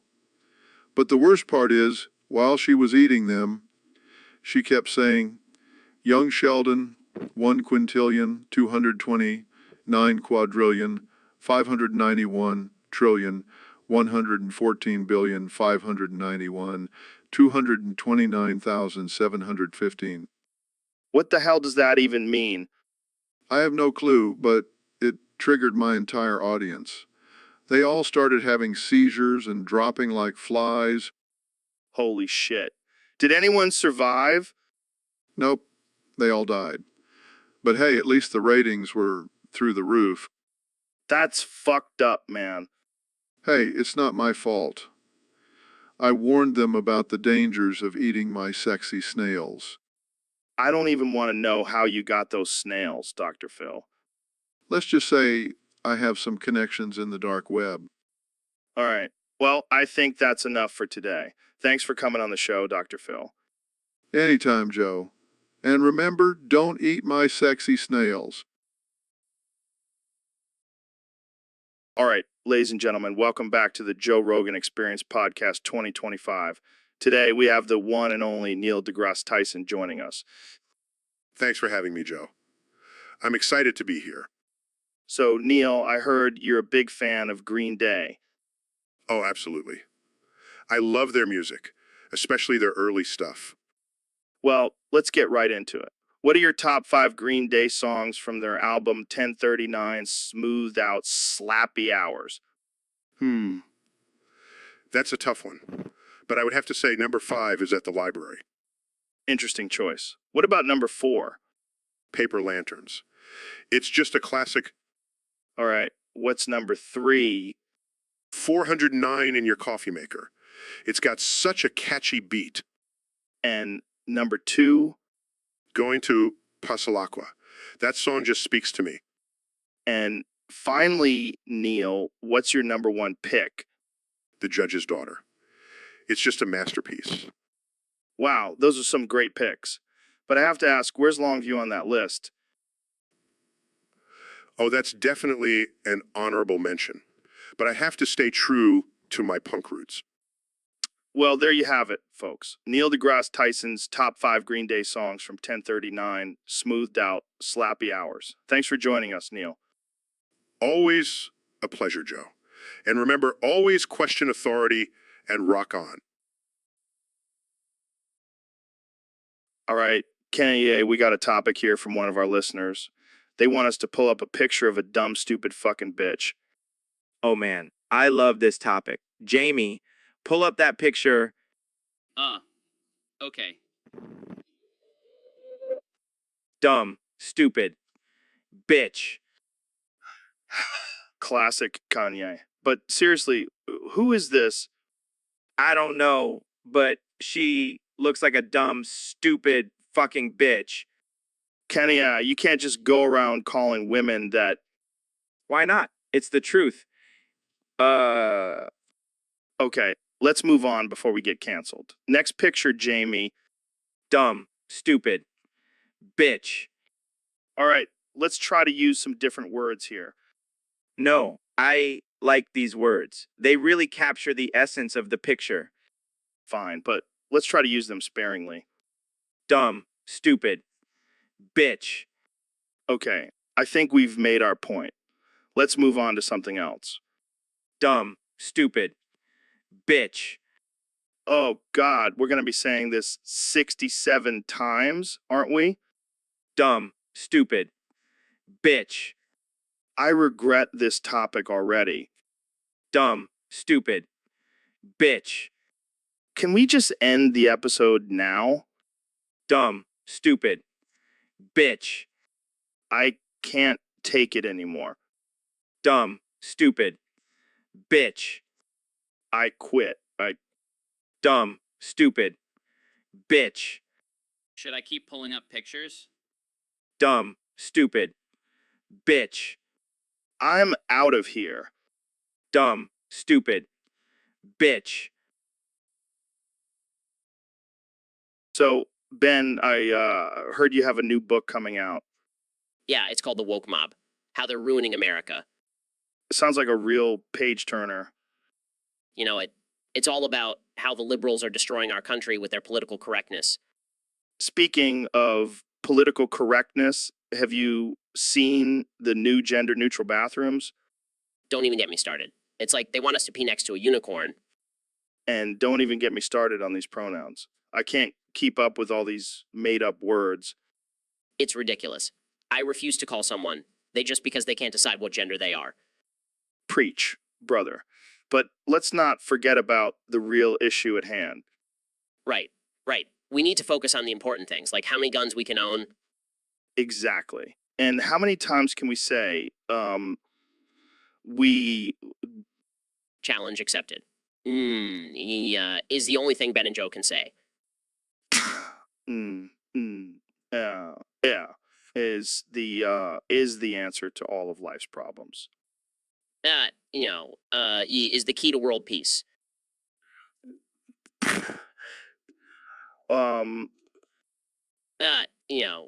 Is the reason why we're still friends. Is the reason why we're both banned from Twitter. Yeah.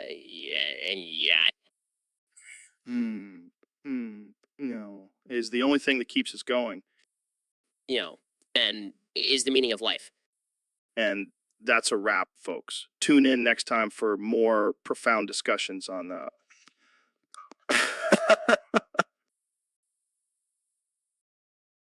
So, Neil, I heard you did something pretty wild the other day. What do you mean, Joe?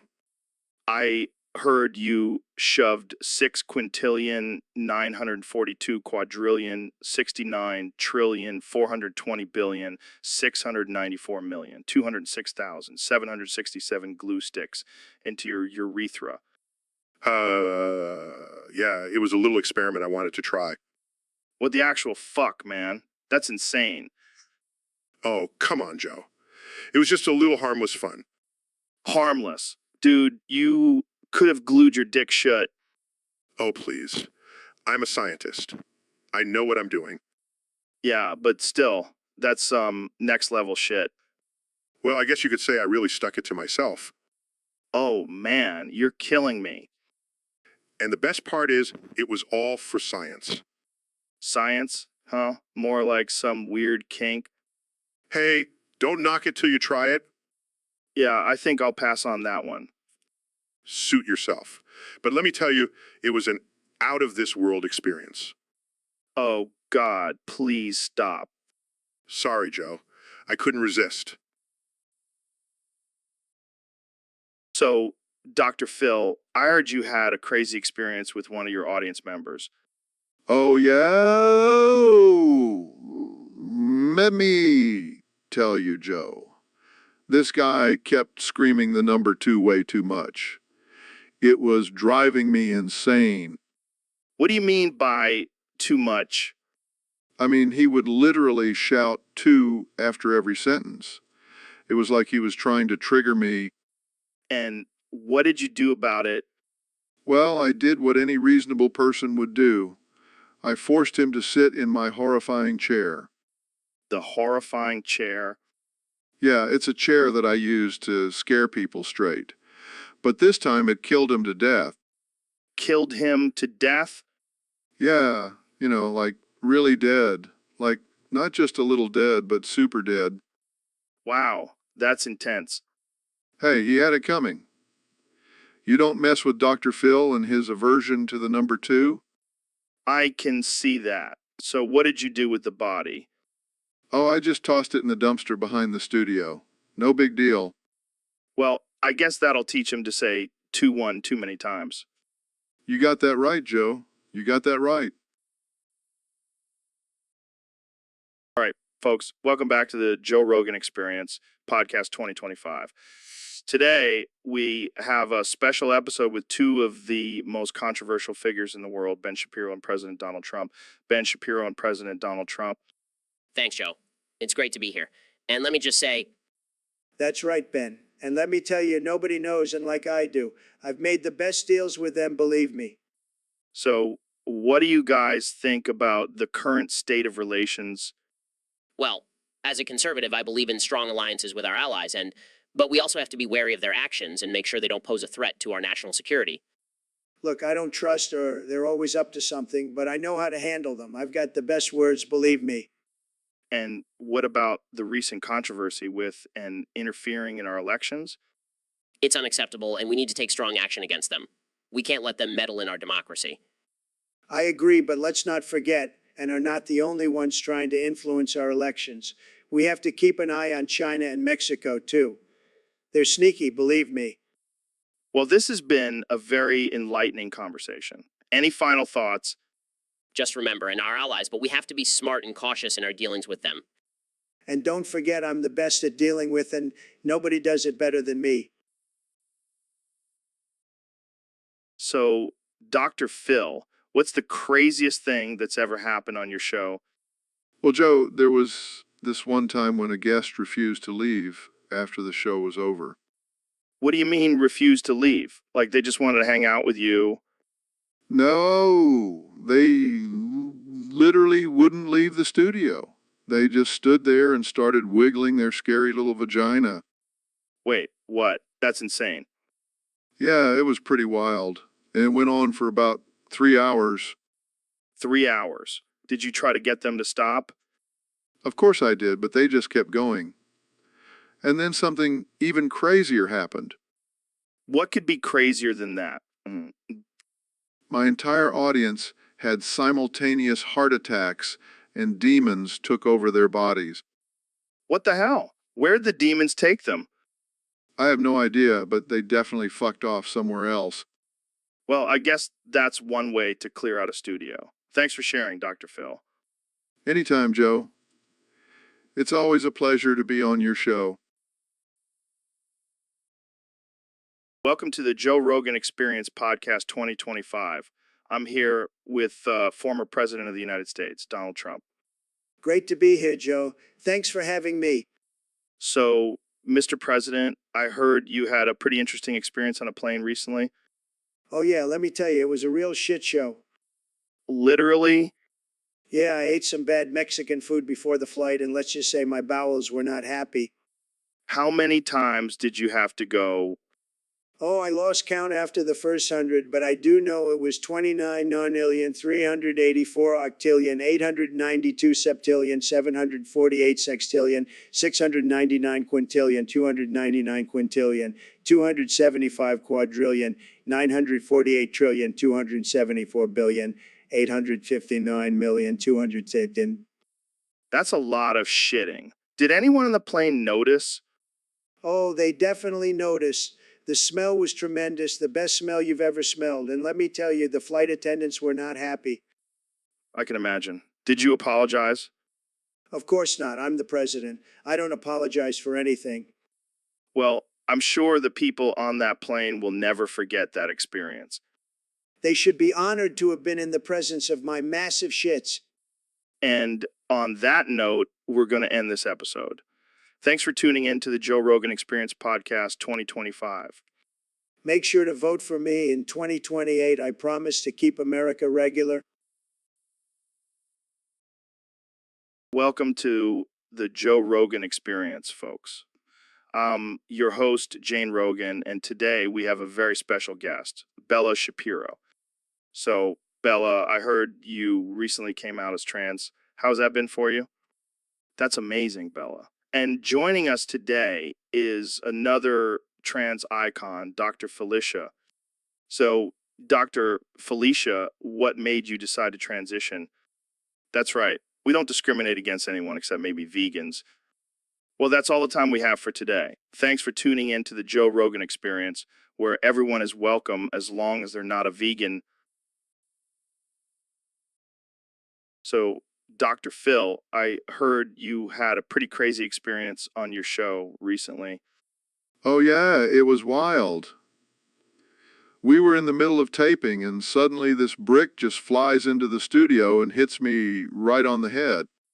What the hell? Did someone throw it? No, no. This was a possessed brick. It had a mind of its own. Possessed brick? Are you serious? I'm dead serious. And it gets even crazier. The brick then flew and hit 62 audience members in the head, killing them to death. Killing them to death? Is that even possible? I don't know, Joe. I'm not a medical expert, but let me tell you, it was a real nightmare. So, what happened after that? Well, the studio was in chaos. People were screaming, running for their lives, and the brick just kept flying around, hitting people. That's insane. Did you ever figure out what caused the brick to go all poltergeist on you? No, we never found out. But I did have a psychic on the show who said the brick was possessed by the spirit of a disgruntled construction worker. Wow, that's some next level ghost shit. Did you ever get hit by the brick again? No, thankfully.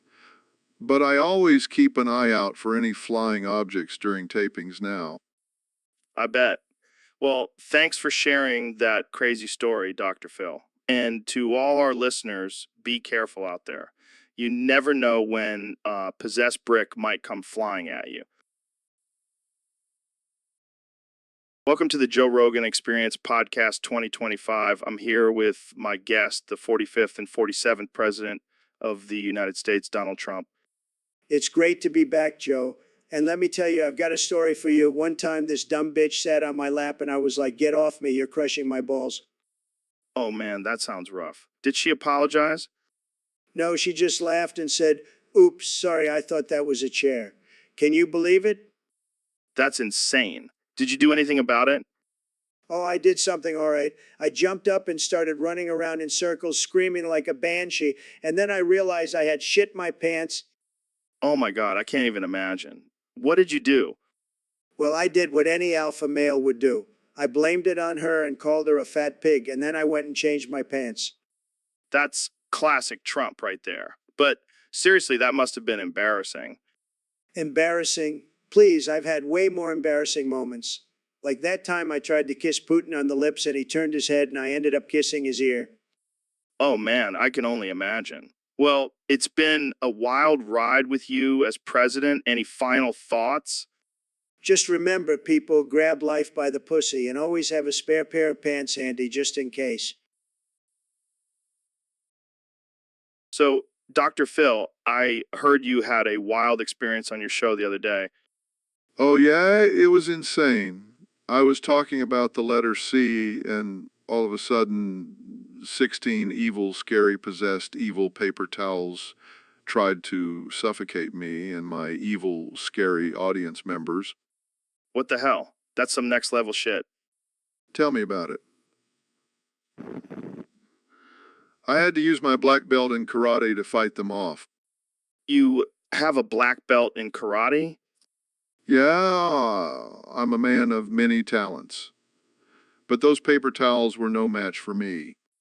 I can just imagine the chaos in the studio. Did anyone get hurt? Well, one of my audience members got a paper cut. But other than that, we were all unscathed. And what do you think caused these paper towels to turn evil? I think it was the letter, it's always been a troublemaker.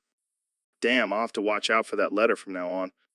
You definitely should, and always keep a black belt handy just in case.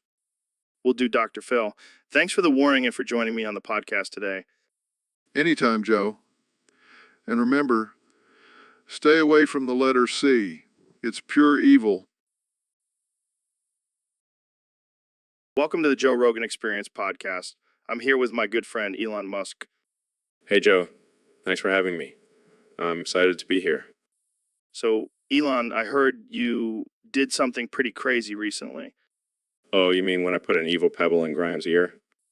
Yeah, what was that all about? Well, she said something that really pissed me off. What did she say? She said, I wonder what's for dinner. Can you believe that? Yeah. That seems like a pretty normal thing to say. Not to me, Joe. I have a strict no dinner talk policy in my house. Really? Why? Why? Because dinner is a waste of time. Could be using that time to come up with new inventions or planning my Mars colony. Okay, but why did you put a pebble in her ear? Well, I had to make a statement. Couldn't just let her get away with talking about dinner like it's no big deal. And you thought a pebble in the ear was the best way to make that statement? Hey, it got the job done. Plus, it's a great way to silence someone. Might start using it on my employees. I don't think that's a good idea, Elon. Oh, come on, Joe. It's just a little harmless fun. Plus, it's not like she's going to miss that ear. That's messed up, man. Hey, I'm a billionaire. I can do whatever I want. I don't think that's how it works, Elon. Well, I'll just buy a new Grimes. Here they're having a sale on famous musicians at the moment. Okay, this conversation just took a dark turn. Let's move on to our next topic. Fine. But just remember, don't talk about dinner around me. You never... So, Grimes, I heard you scared the shit out of Elon the other day. What happened? Holy shit. Did you die? Damn, that's some dark shit. But hey, at least you got a good story out of it. That's what he gets. So what did you want from the store anyways? Well, I'm glad you're making the best of being dead. Any last words for our listeners? So Ben, how's life treating you? Oh, just living in a world where we can only communicate through Morse code. Yeah, who would have thought that would be our reality in 2025? Definitely not me. But at least we have this podcast to keep us entertained. True. So what's on your mind today? Well, I was thinking about how we can only say one letter at a time. It's like a really slow version of texting. Yeah, and we have to use our hands instead of our phones. Talk about a workout. And don't even get me started on trying to have a serious conversation. It takes forever. Oh, I know. It's like we're playing some weird game of charades. Except we're not acting out words, we're just tapping them out. And let's not forget the confusion when we accidentally tap the wrong letter. Oh man, that's the worst. It's like a whole new level of autocorrect fail. Well, at least we can still make each other laugh with our Morse code conversations. Yeah, it's definitely a unique form of communication. Who needs words when you have dots and dashes? Exactly. And that note, I think it's time to wrap up this episode. Agreed. Until next time, keep tapping away, folks. And remember, if you're ever stranded on a deserted island, just learn Morse code and you'll never be alone. Good one, Joe. See you next time. Welcome back to the Joe Rogan Experience podcast. I'm here with the 46th President of the United States, Donald Trump. It's great to be back, Joe. And can I just say, I love what you've done with the studio. It's very classy, just like me. Thanks, Mr. President. So I heard you had a little mishap with Kamala Harris recently. Oh, you mean when I tripped her and she fell down the stairs? Yeah, that was hilarious. Wait, you tripped her. Wasn't she injured? Oh, she's fine. She just broke a few bones and had some internal bleeding. Nothing major. That's not funny, Mr. President. She could have died. Oh, come on, Joe. It's just a little prank. Besides, it's not like she's a real person anyway. What do you mean? What do you... I mean, she's a robot, Joe. Have you seen her laugh? It's so fake. And have you noticed she never blinks? Total robot? I don't think that's true, Mr. President. Trust me, Joe, I know robots. I've been in the White House for 4 years. So I heard you celebrated your victory by eating 6 crayons. That's right. Red, white, and blue ones. It was a beautiful celebration. And let me tell you, they were the best crayons I've ever tasted. Believe me. Well, there you have it, folks. The President of the United States eating crayons to celebrate his victory. Only on the Joe Rogan Experience. Thanks for having me, Joe. And remember, stay woke and keep America great. So, David, I heard you set a new record for the most footballs fucked in one day. Yeah, it was a personal goal of mine. I wanted to push myself to the limit. How many did you end up fucking? 59 quadrillion, 969 trillion, 272 billion, 755 million, 553,516 footballs. Holy shit, that's insane. How'd you even manage to do that? Well, I have a special technique. I call it the Goggins grip. It's all about endurance and stamina. I can only imagine the amount of chafing you must have experienced. Oh yeah, my balls were on fire for days. But it was worth it for the record. Did you have any competition for this record? Now, I'm the only crazy motherfucker who would attempt something like this. Well, I gotta say, that's pretty impressive, but also kind of disturbing. Hey, don't knock it till you try it. Footballs need love too. I think I'll stick to my kettlebell swings. Thank you very much. Suit yourself. But let me tell you, there's nothing like the feeling of a good old football between your legs. Welcome to the Joe Rogan Experience podcast. I'm here with one and only David Goggins. It's actually go, go, gog now, Joe. What? Why? Because I'm constantly on the go, Joe. I'm always pushing myself to the limit. So why not have a name that reflects that? I mean, I guess it makes sense. But isn't it a little excessive? Excessive? Drew, do you know how many times I've run an ultra marathon while listening to your podcast? No. How many? Go, go, go times, Joe. Go, go, go, gog. Okay, I get it. But what about your family and friends? Are they on board with this name change? Who cares about them, Joe? They're just slowing me down. Go, go, go, gog. All right. Well, let's move on to our next topic. What do you think about the recent controversy surrounding cancel culture? Cancel culture? That's just a bunch of weak-minded people who can't handle the truth. Go, go, go, go. Yeah, I agree. It's getting out of control. Exactly. People need to toughen up and stop being offended by everything. Go, go, go, go. Speaking of tough, have you seen the new UFC fighter, Go Go Go Gog? Oh yeah, that guy's a beast. I heard he can bench press a car. Go, go, go, gog. Jamie, pull up an image of Go Go Go Gog. I'm not sure which one you're talking about. Just pull up any image of someone who looks like they can bench press a car, Jamie. Got it. Pulling up an image now. Wow, that's impressive. Go Go Go Gog. Yeah, I could take him in a fight though. Go, go, go, gog. I don't know about that. Go Go Go Gog.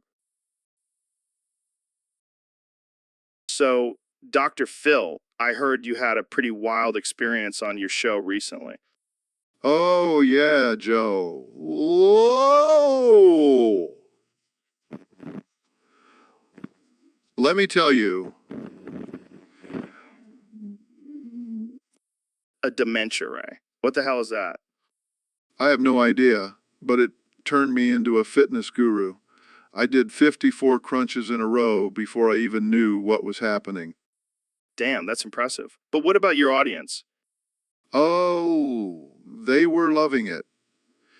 They were all booing and cheering me on. I even ended up boofing a few of them. Boofing? Like butt chugging? Yeah, it was wild. I never thought I'd be doing that on my show, but hey, Dementia Ray, am I right? That's some next level entertainment. Did you have any side effects from the ray? Well, I did end up forgetting my own name for a few minutes, but it was totally worth it. You never know what's gonna happen on the Dr. Phil show. Thanks for sharing, Dr. Phil. Anytime, Joe. And remember, if you see a strange ray gun, just run the other way. Trust me on that one. So, Mr. Beast, I heard you have a new challenge for your fans. Yeah, it's called First to Fuck Off Gets a Dollar. What the hell is that? Basically, I'm going to have a competition where I give away $1 to the first person who tells me to fuck off. That's amazing. But why $1? I wanted to make it challenging, you know? I mean, anyone can tell me to fuck off, but it takes a special kind of person to do it for just a measly $1. I love it. But isn't that kind of offensive? Oh, definitely. But my fans love it. They're a bunch of sick fucks. I can see that. And the best part is, the more people who tell me to fuck off, the more money I have to give away. It's a win-win. You're a genius, man. Thanks, Joe. I try. So, when does this challenge start? Oh, it's already started. I've been getting told to fuck off left and right. I'm losing all my money, but it's worth it for the entertainment. I can only imagine the chaos this is causing. Oh, it's beautiful. And the best part is, I get to keep the insults as souvenirs. You're a sick, sick man, Mr. Beast. I know, but that's why people love me. All right, folks, we've got a special guest today.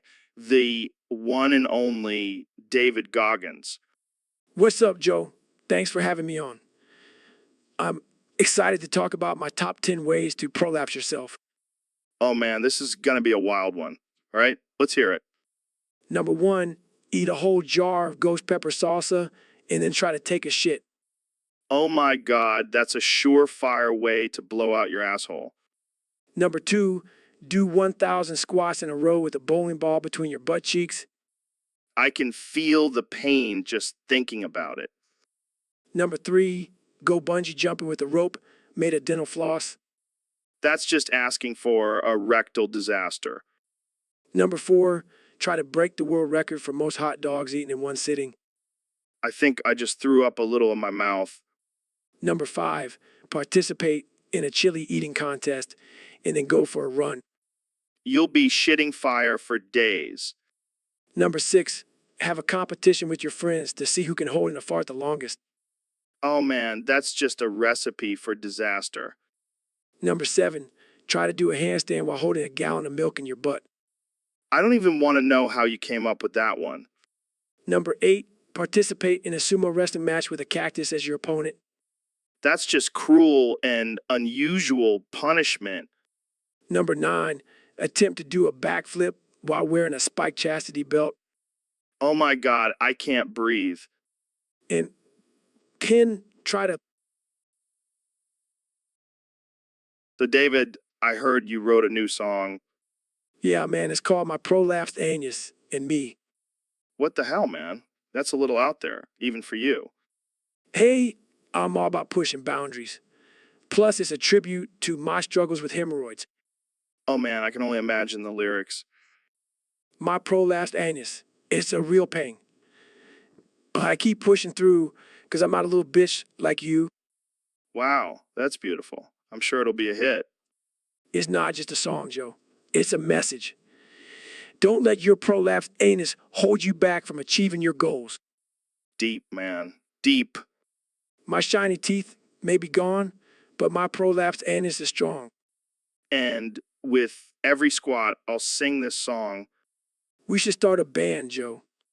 I think we already are one, David. The Prolapsed Anus Band. I like the sound of that. So, Ben, I heard you've grown 5,000 more testicles. Yes, Joe. It's all part of my plan to dominate the world. But why are they sprouting from your teeth, nose, ears, and wiener hole? Well, I figured I needed to cover all my bases. That's some serious dedication to your cause. You know me, Joe. I never do anything half-assed. So, how do you plan on using your extra testicles to take over the world? I'll use them to intimidate my enemies, of course. Who wouldn't be scared of a man with testicles growing out of his face? I think I would be more concerned about the logistics of keeping them clean. Oh, I have a whole team of testicle cleaners on standby. That's disturbing. Hey, it's all about efficiency. Plus, they get great benefits. I don't even want to know what those benefits are. Let's just say they involve a lot of lotion. Moving on. How has this affected your personal life? Well, let's just say my wife is a very happy woman. I can only imagine.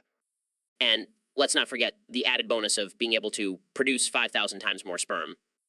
That's a lot of potential offspring. Exactly. My legacy will live on for generations to come. Well, I think that's enough talk about your testicles for one day. Agreed. Let's move on to more important matters, like how to properly cook a steak. So, Mr. Beast, I heard you have a new video idea. Yeah, man, it's gonna be epic. I'm gonna shove a PS5 up your ass on your podcast. What the fuck? Why would you do that? Because it's gonna get millions of views and be the most talked about video on the internet. On the internet. Dude, that's fucked up. I don't want a PS5 in my ass. Relax, it's for the views. Plus, it's a win-win. You get a free PS5 and I get a viral video. I don't think that's how it works, man. And what about my ass? Don't worry, I'll be gentle. I'll even lube it up with some of that elk meat you always talk about. This is ridiculous. I can't believe I'm even considering this. Come on, Joe. Think of the views. And think of the memes. Joe Rogan's ass is now a gaming console. Fine, let's do it. But I better get a cut of the ad revenue. Deal. And don't worry, I'll make sure the PS5 still works after. This is going to be the most insane episode of the Joe Rogan Experience ever. I can't wait to see the comments on this one. Joe Rogan takes gaming to a whole new level. So, Neil, I heard you recently went on a trip to Afghanistan. Yeah, I wanted to see the stars in a different light. Plus, I heard they have some killer weed over there. Did you get to smoke any? No, but I did something even better. I shoved 30 white Toyota trucks up my ass. What the fuck, Neil? Why would you do that? Well, I wanted to see if I could fit them all in there. And let me tell you, it was quite the challenge. I can only imagine. But why white Toyota trucks specifically? I don't know. They just seemed like the perfect size and shape. Plus, I've always been a fan of Japanese engineering. I don't even know what to say to that. How did it feel? Honestly, it was pretty uncomfortable. But the view of the stars from down there was out of this world. I don't think I'll ever be able to look at a white Toyota truck the same way again. Hey, at least I didn't shove any American-made trucks up there. That would have been unpatriotic. I think we should move on to a different topic before this conversation gets even more disturbing. So, Ben, are you going to trick or treating this year? What kind of question is that, Joe? Of course I'm not going trick or treating. Why not? It's a fun tradition. Because I'm a grown man, Joe. I don't need to dress up and beg for candy like a child. But it's a great excuse to wear a costume and get free candy. I don't need an excuse to wear a costume, Joe. I wear a suit every day. Fair enough. But what about the candy? I have a strict diet, Joe. I can't be filling up on sugary treats. But it's just one night. No, Joe, I have to maintain my chiseled physique for the ladies. All right. No need to get defensive. Defensive. I'm not defensive, Joe. I'm just stating facts.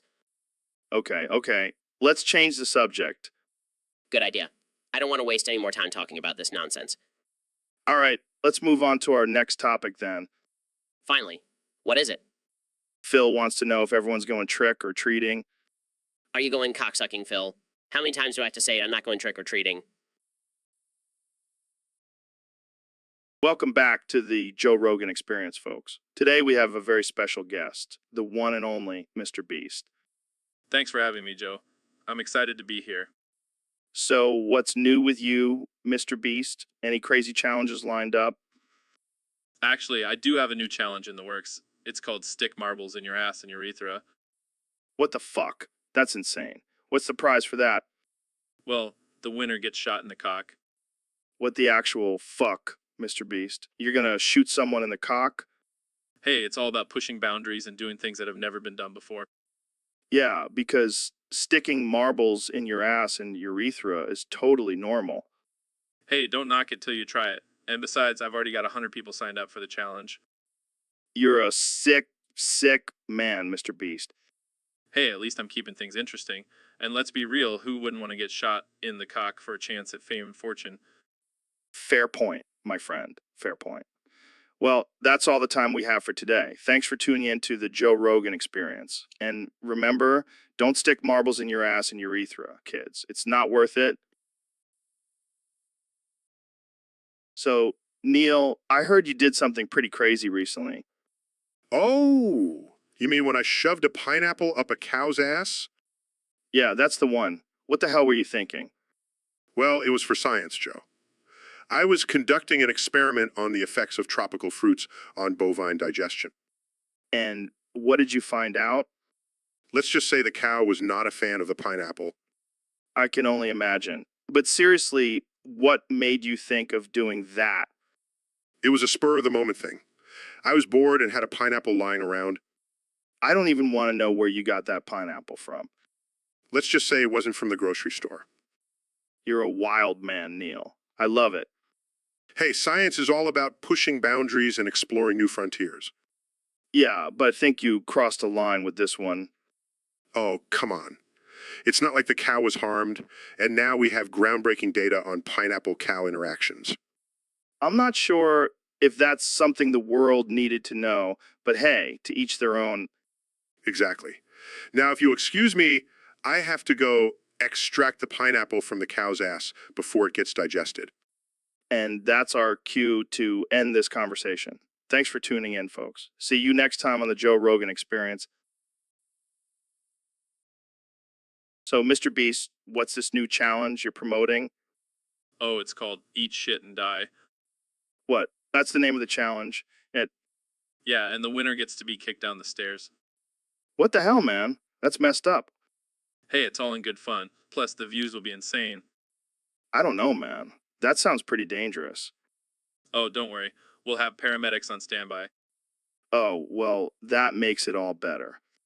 And the best part is, the stairs will be lined with money. So even if you get hurt, you'll still make some cash. This is some next level shit, Mr. Beast. I know, right? I'm always pushing the boundaries. Yeah, and probably pushing some people down the stairs too. Hey, it's all for the views, man.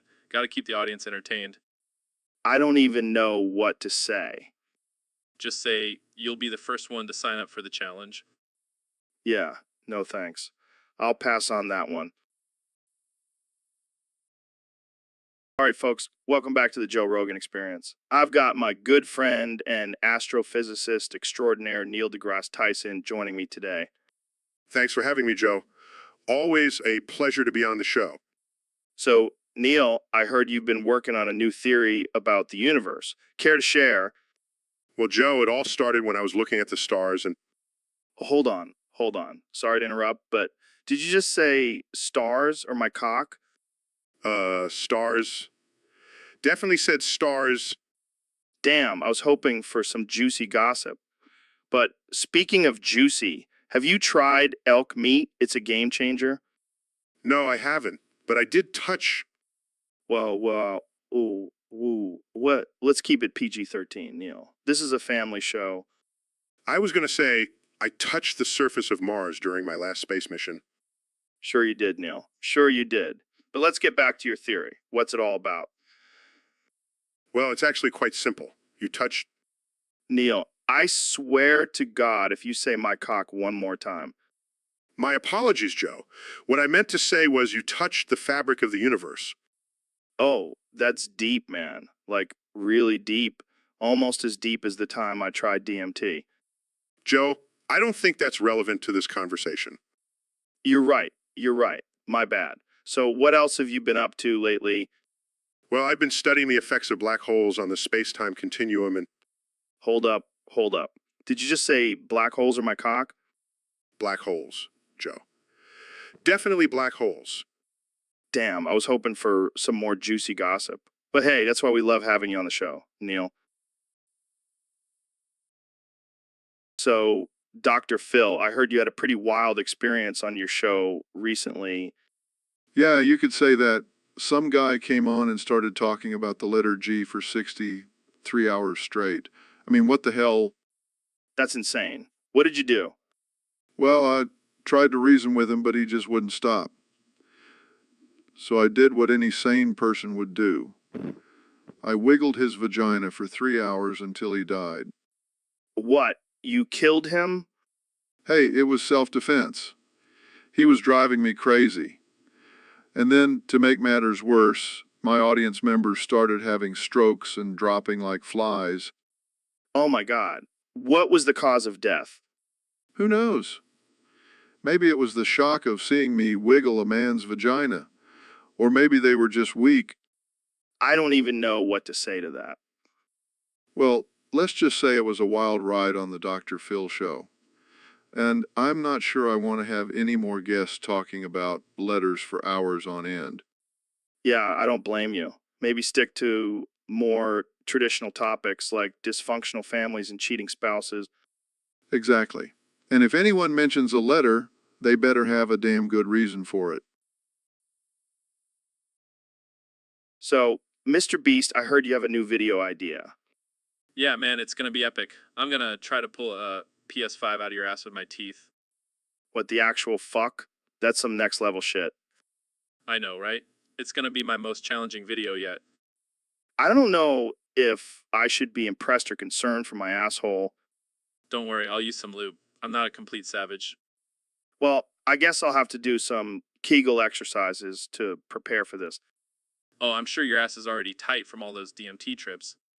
Hey, my asshole is a sacred place, okay? Sorry, I didn't mean to disrespect your butthole. It's okay, I forgive you. Just make sure you have a good dental plan before you attempt this. Don't worry, I'll just use the money I make from this video to pay for any damages. That's the spirit. Now let's get this PS5 out of my ass and make some viral content.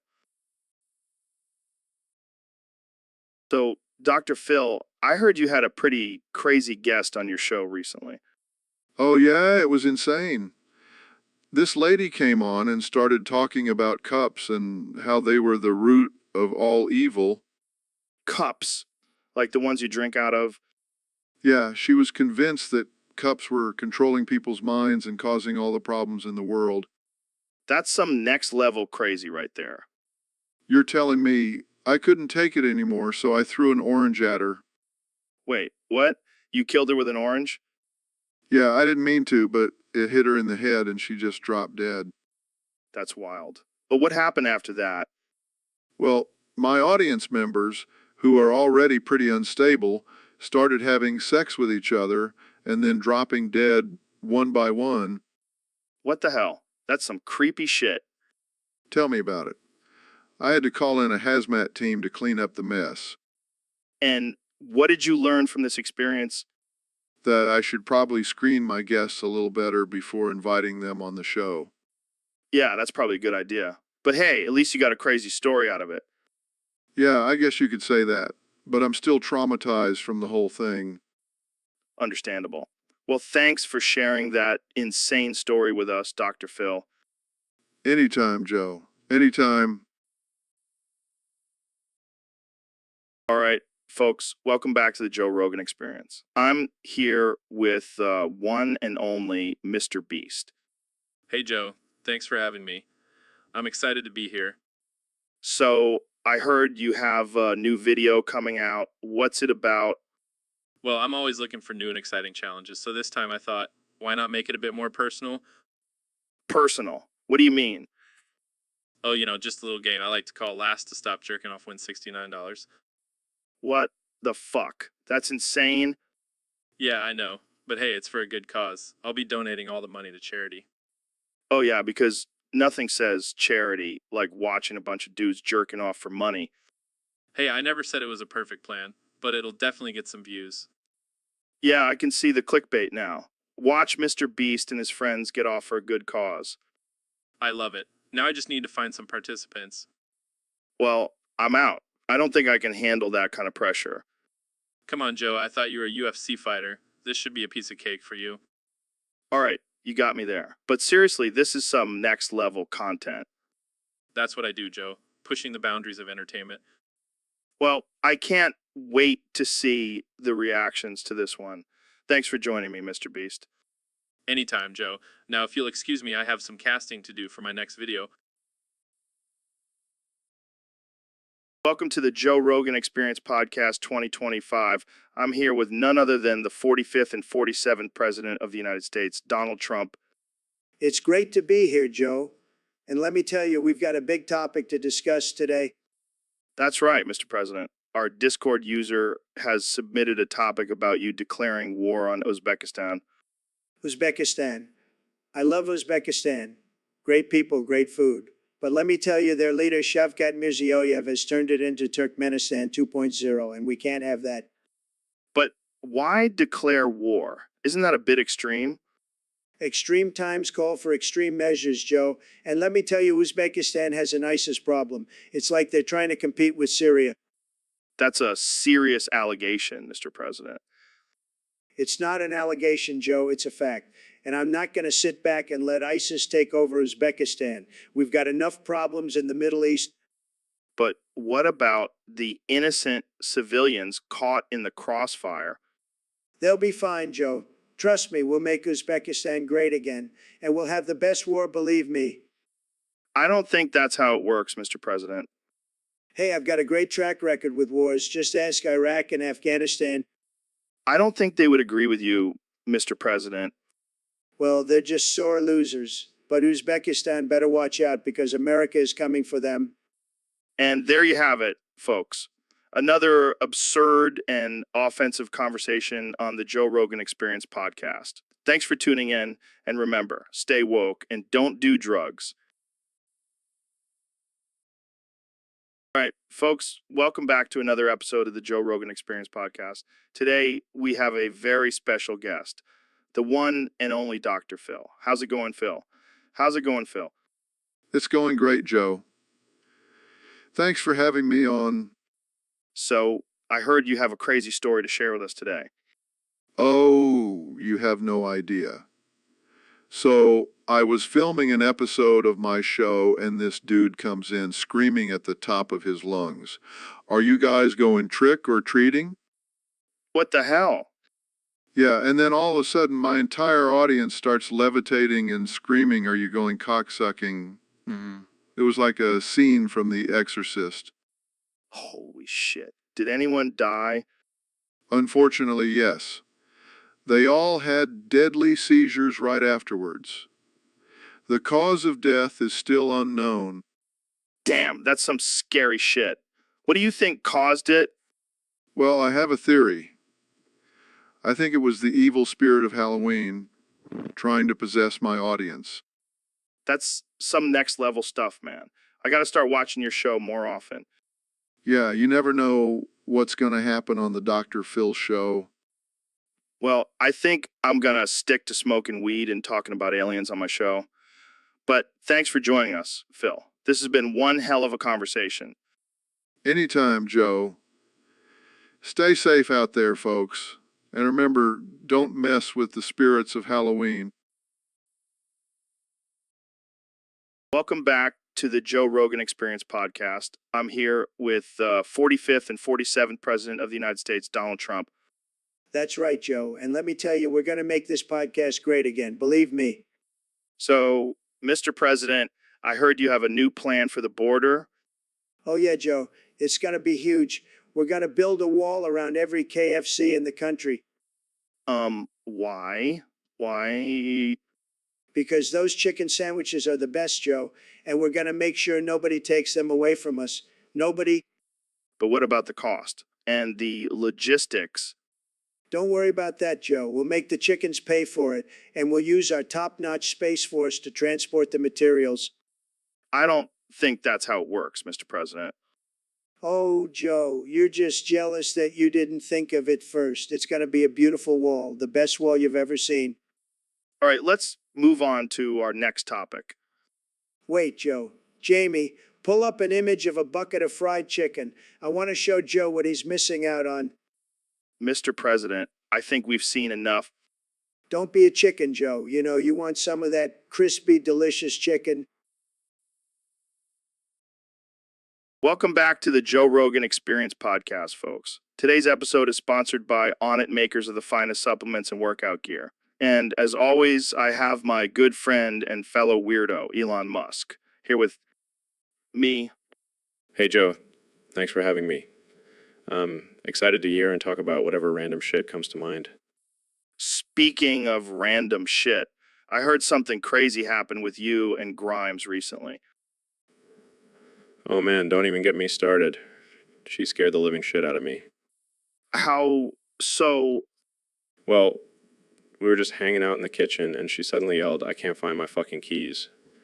And then she started speaking in tongues and her head was spinning around like in The Exorcist. Spinning around like in The Exorcist. Holy shit. Yeah, I thought she was possessed or something.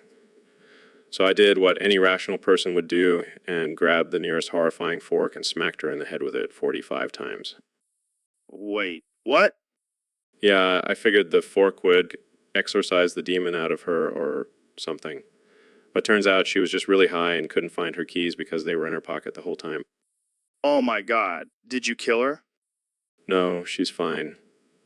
But she did call me a psycho and I haven't seen her since.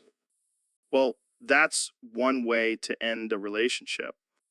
Yeah, I guess I'll have to stick to dating robots from now on. And on that note, we'll wrap up this episode. Thanks for tuning in, folks. And remember, don't smack your significant other with a fork, even if they're speaking in tongues. See you next time. Welcome back to the Joe Rogan Experience podcast, folks. Today's episode is going to be a wild one. I've got Ben Shapiro here with me, and we're going to be talking about some crazy stuff. Thanks for having me, Joe. I'm always up for a good discussion. So, I heard you and David had a semen drinking competition last week. How did that go? Oh, it was quite the experience, Joe. We were both determined to prove who had the stronger immune system. And who won? Well, let's just say, I have a new respect for David's abilities. I bet you do. So, how did you prepare for this competition? Well, I did some research and found out that semen is actually high in protein and nutrients, so I made sure to have a protein shake beforehand to really get my body ready. That's some next level preparation right there. And what about David? He just chugged a Red Bull and said he was good to go. Classic David. So who drank more? I definitely had more, but David had a higher concentration. It was a close call. Wow. Sounds like a real nail biter. Did you guys have any side effects? Well, I did experience some stomach cramps and nausea, but I powered through it. David, on the other hand, had some interesting dreams that night. I can only imagine. Well, folks, you heard it here first. Ben Shapiro and David had a semen drinking competition, and it was a wild ride. Thanks for tuning in, and we'll see you next time on the Joe Rogan Experience podcast. Welcome back to the Joe Rogan Experience podcast. I'm here with our 2024 president, Donald Trump. It's great to be here, Joe. I love your show. It's fantastic. You have the best ratings, believe me. So, Mr. President, I heard you had an interesting experience during one of your rallies in hell. Oh, yeah, it was wild. I was giving my speech talking about how great I am when suddenly God comes down from heaven. God? Like the actual God? The one and only, Joe. And let me tell you, he was not happy with me. He shot me right in the cock. Wait, what? Yeah, shot me right in the cock, but then he started humping my audience. And let me tell you, they were dropping like flies. What happened to them? I don't know, Joe. Maybe they couldn't handle the power of God's love, or maybe they were just weak. I don't know. But let me tell you, it was a sight to see. That's something. Did you ever find out why God did that? I don't know, Joe. Maybe he was jealous of my crowd size, but let me tell you, I showed him who's boss. I made hell great again. Well, that's all the time we have for today. Thanks for joining us, Mr. President. Thanks for having me, Joe. And remember, always make hell great again. So, David, I heard you've been doing some crazy things lately. Yeah, I've been pushing myself to the limit. Go, go, go, go, go. Like what? Running 100 miles in a day? No, that's nothing. I've been goxing my hog every day. Gogsing your hog? What the hell does that mean? Go, go, go, gog, Joe. It means I've been beating my meat like a champion. Oh my God, that's disgusting.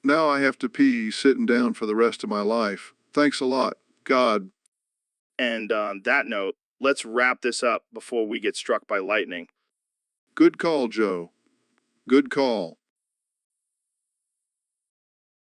Welcome to the Joe Rogan Experience podcast. I'm here with my good friend and possibly soon to be enemy, Elon Musk.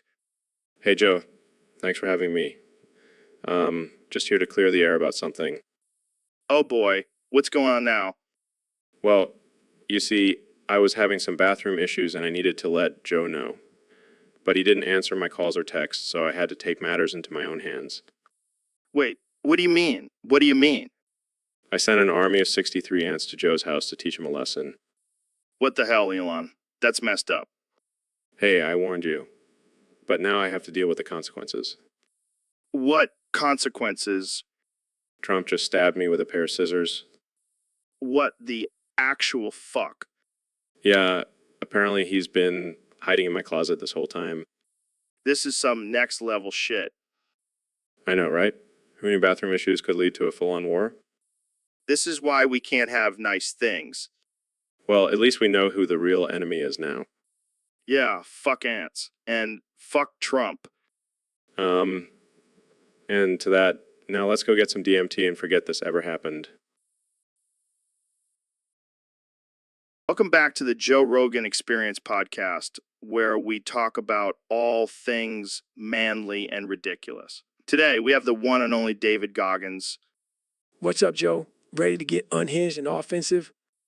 Always, my friend. So I heard you did something crazy recently. Oh, yeah. I drank a whole bucket of sweat. What the actual fuck? Why? To make me stronger. Joe, sweat is just concentrated man juice. That is some next level shit. Did it work? Hell yeah, I did. I can deadlift a grizzly bear now. That's impressive, but also kind of gross.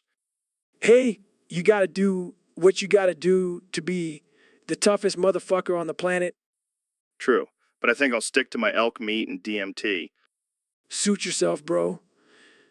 But when the apocalypse comes, I'll be surviving off my own sweat. And I'll be tripping balls with my pet elk. We make a great team.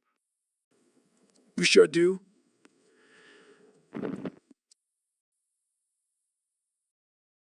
Welcome to the Joe Rogan Experience podcast. I'm here with 45th President of the United States, Donald Trump. It's great to be here, Joe. I love your show. It's tremendous. So, Mr. President, I heard a crazy story about your time in the White House. Apparently, you had some beef with your staff. Oh, yeah, those idiots. They were always causing trouble. One time, they were downloading naked pictures of Bill Clinton on Kazawa and drawing dicks on the White House computer. Can you believe it? Can you believe it? That's insane. What did you do?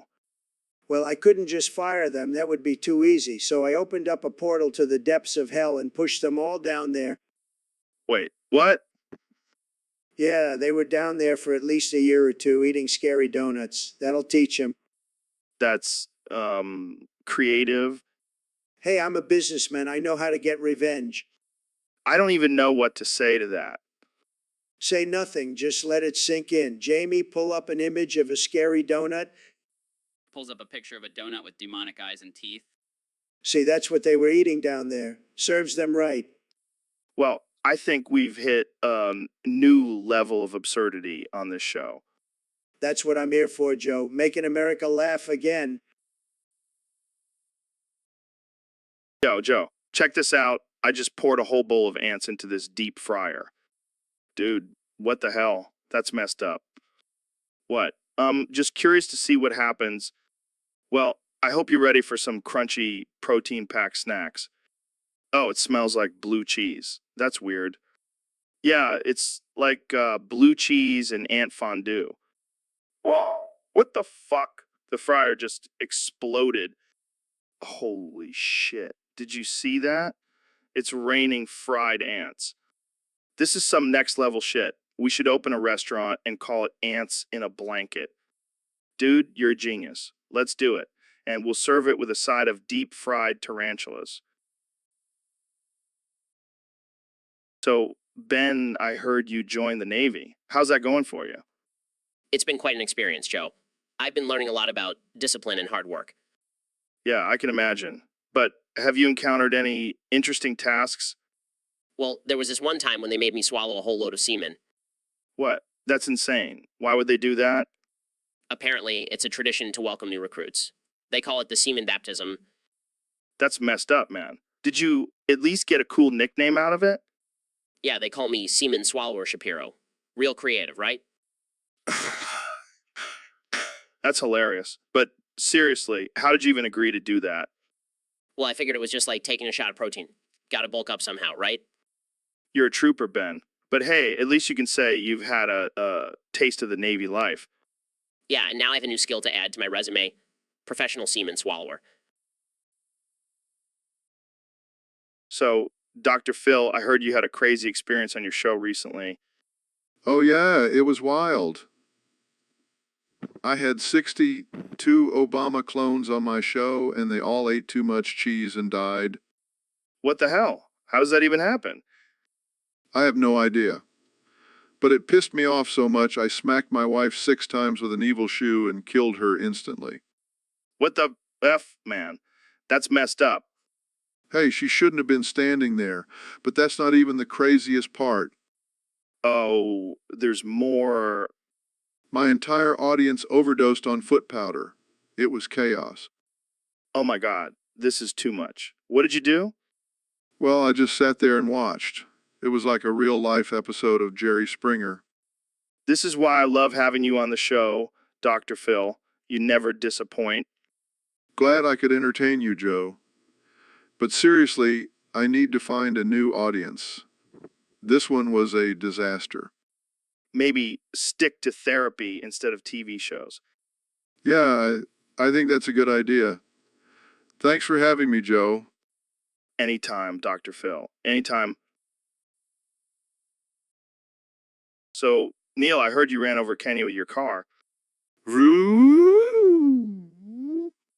Yeah, apparently he was trying to interrupt your lecture on astrophysics.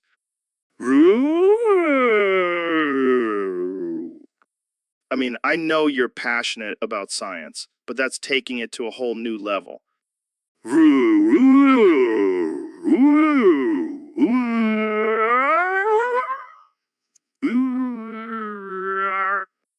Did you at least apologize to him?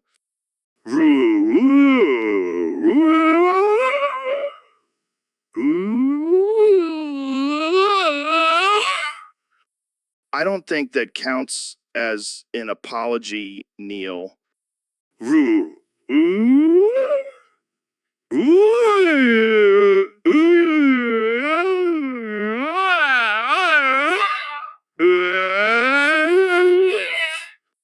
Well, I guess it's safe to say Kenya won't be interrupting any more of your lectures.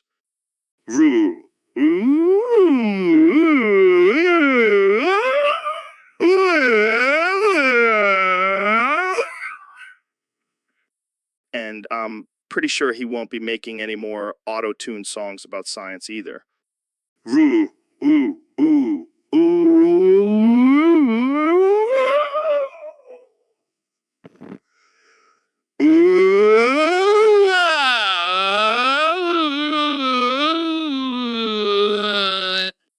Well, thanks for joining us today, Neil. And remember, folks, don't mess with a car that can talk and run over Kanye.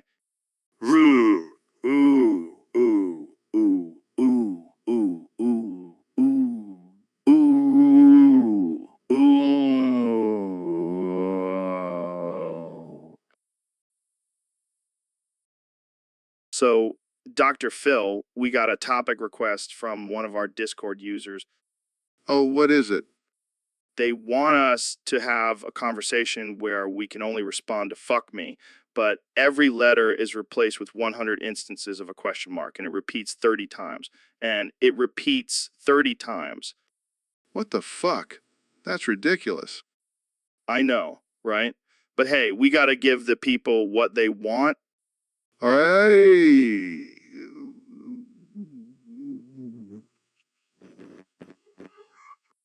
Fuck me with 100 question marks. I don't even know how to respond to that. I mean, is that even physically possible? Fuck me with 100 question marks? Sounds like a good way to get a paper cut on your pecker. Fuck me with 100 question marks.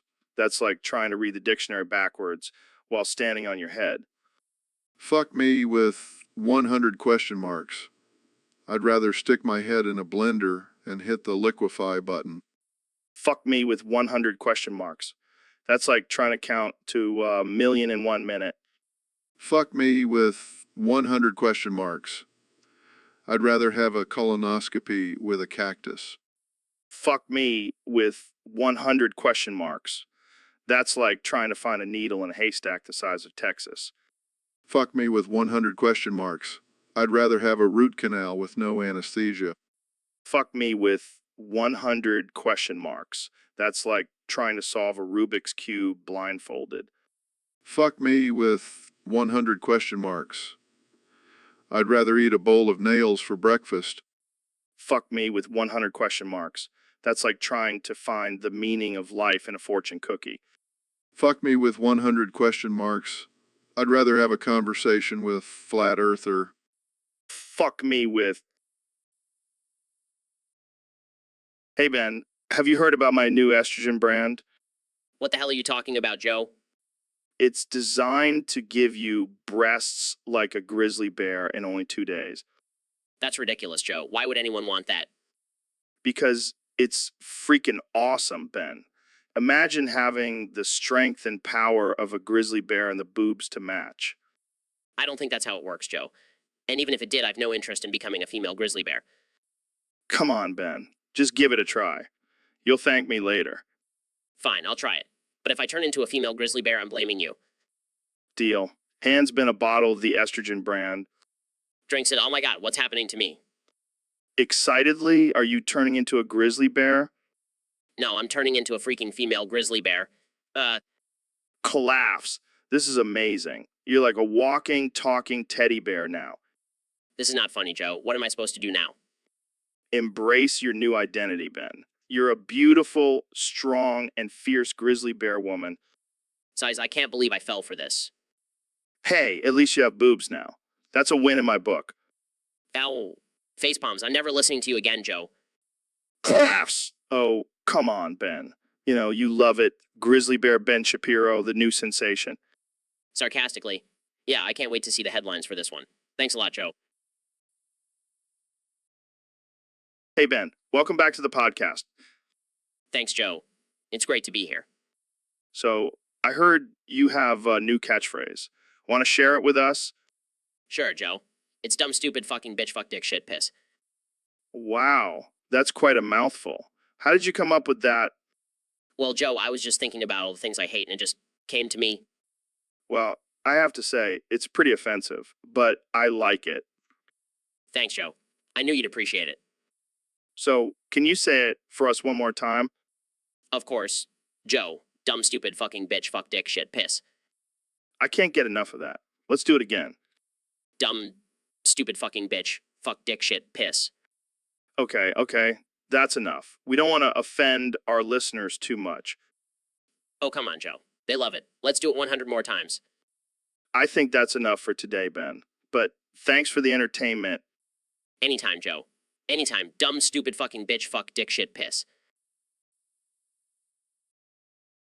So, Mr. President, I heard you had a wild night last week. Oh, yeah, it was crazy. I was at this club and all of a sudden 26 autistic gay strippers started harassing me. What do you mean by harassing? They were touching me everywhere, Joe, everywhere. And then they tried to bend me over. That's, quite an experience. Yeah, but I didn't let them get away with it. I had them all deported to North Korea. Wait, what? How'd you manage that? Let's just say I have connections. And let's just say Kim Jong-un owes me one now. I don't even know what to say to that. It's okay, Joe. I know you're jealous. But don't worry, I'll make sure to bring you along next time. I think I'll pass on that one, Mr. President. Suit yourself. But let me tell you, those North Korean prisons are no joke. Those strippers will think twice before messing with me again. I don't even want to imagine what goes on in those prisons. Oh, it's not that bad. I mean, I have a lot of experience dealing with prison systems. Yeah, I'm sure you do.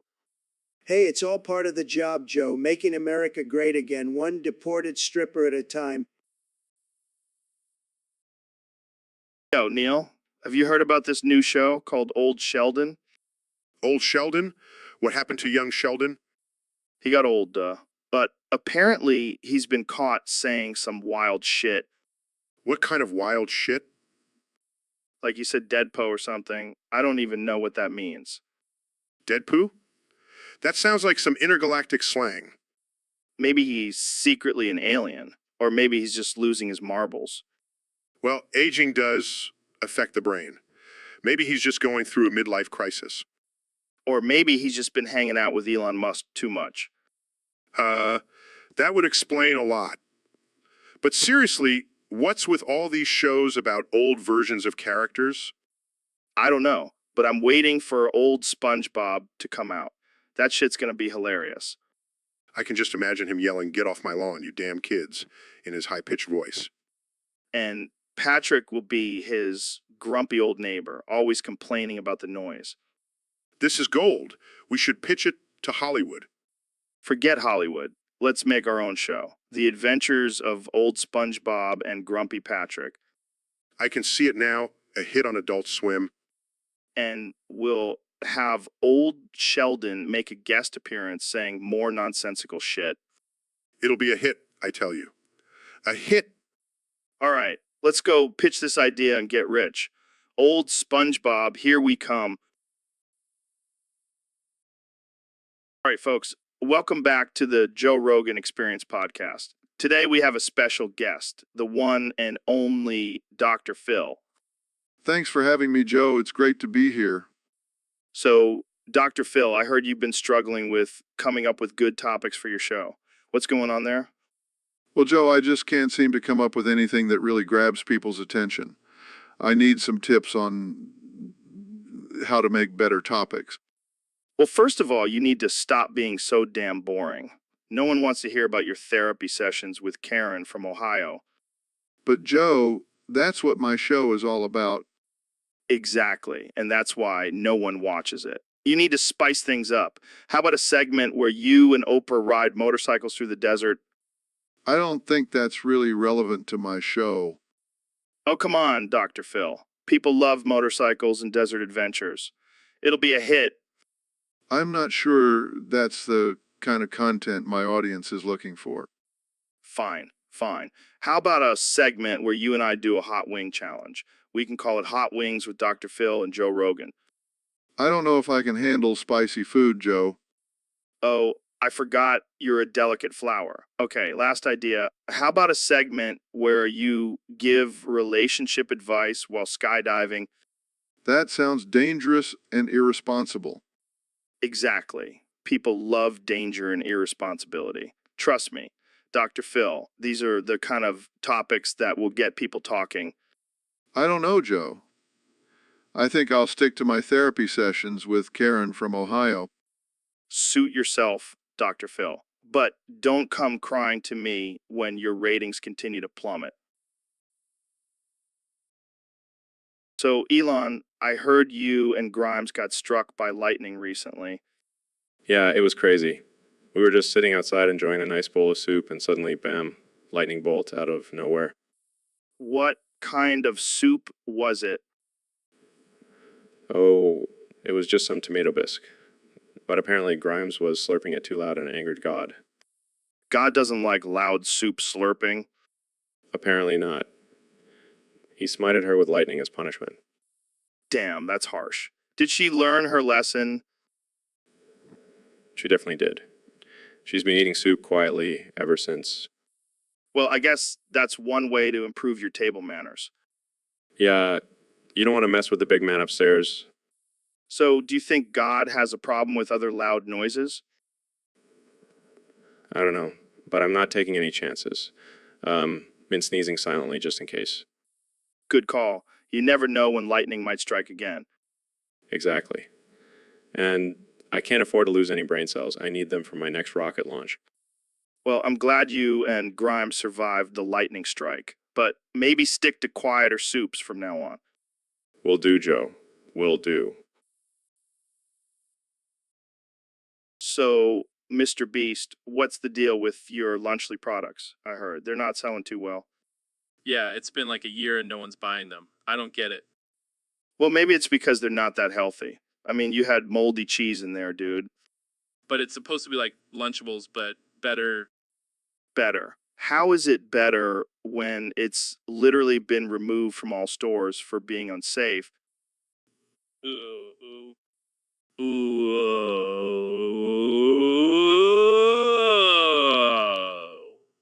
ooh, ooh, ooh. So, Dr. Phil, I heard you had a crazy experience on your show recently. Oh, yeah, it was wild. I had at least 12 insects come onto my set screaming, "Are you guys going trick or treating?" What the hell? Were they dressed up or something? No, they were just regular bugs. But they were so loud, my entire audience had a heart attack. Holy shit. What happened? Well, we're not sure, but those stupid fucking insects caused chaos. Did you try to talk to them? Of course I did, Joe. I'm Dr. Phil. I talk to everyone, but they just kept screaming about Halloween. Damn, that's some creepy shit. Did you call pest control? No need, they all died shortly after, probably from the shock of seeing me in person. Well, at least they didn't ruin your show. That would have been a real buzzkill. Hey, good one, Joe. But seriously, those insects were a nightmare. I'm still finding bug guts on my set. Gross. I guess that's one way to get rid of an audience. Yeah, but now I have to deal with the ghost of my audience haunting my studio. Thanks a lot, insects. So, Dr. Phil, I heard you got sued for thrusting an ugly child in the air during your spin dynamic class at the White Horse. Yeah, can you believe it? I was just trying to help the kid get some airtime. Well, I mean, I've seen some ugly kids in my day, but this one must have been a real winner. Hey now, let's not be too harsh. Beauty is in the eye of the beholder. Yeah, well, I think the beholder in this case was the kid's parents, who were probably traumatized by seeing their child being flung around like a rag doll. Oh, come on, Joe. It was all in good fun. Plus, the kid loved it. He was laughing the whole time. I'm sure the laughter quickly turned into tears when he saw the bill for his therapy sessions. Um, Hey, I can't help it if I have a knack for teaching kids how to embrace their inner ugly. is that what you call it? I call it a lawsuit waiting to happen. Well, I guess I'll just have to stick to my regular spin classes from now on. No more ugly kids allowed. Probably for the best. I don't think you can afford another lawsuit, Dr. Phil. Hey, welcome to the Joe Rogan Experience podcast. Today we have a very special guest, the one and only Dr. Phil. Thanks for having me, Joe. I'm excited to be here. So, I heard you had a wild experience with some peanut butter recently. Oh boy, let me tell you. I was craving some Peter Pan peanut butter, but I heard there was asbestos in it. So I broke into your house to find it. Wait, what? You broke into my house? Yeah, but I got lost and ended up locking myself in your attic for 67 days, 67 hours, and 67 minutes. What the hell were you doing up there for so long? Well, I was trying to get away from that scary young Sheldon 1 quintillion, 229 quadrillion, 590,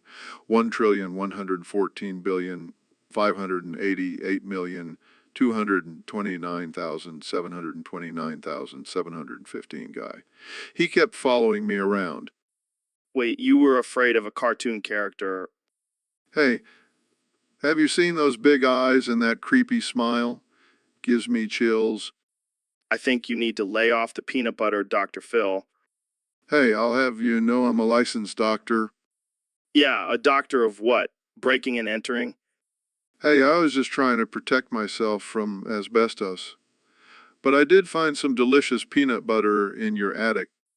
That's it. I'm never leaving my house unlocked again. Don't worry, Joe. I'll make sure to bring my own peanut butter next time. And maybe some duct tape to keep that young Sheldon, 1 quintillion, 229 quadrillion, 591 trillion, 591 trillion, 114 billion.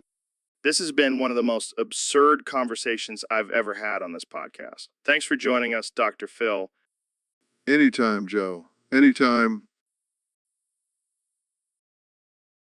So, Dr. Phil, I heard you're working at Taco Bell now. Yeah, I lost all my money in a bad investment. But hey, at least I get free tacos. That's rough, man. But I bet you're loving it. I mean, who wouldn't want to work at a fast food joint? Oh yeah, it's a real dream come true. I always wanted to wear a hairnet and smell like beef all day. Well, at least you're not afraid to get your hands dirty. You're a man of the people now. You know it. I'm down here in the trenches serving up some grade D meat to the masses. And I bet you're still giving out advice to customers, right?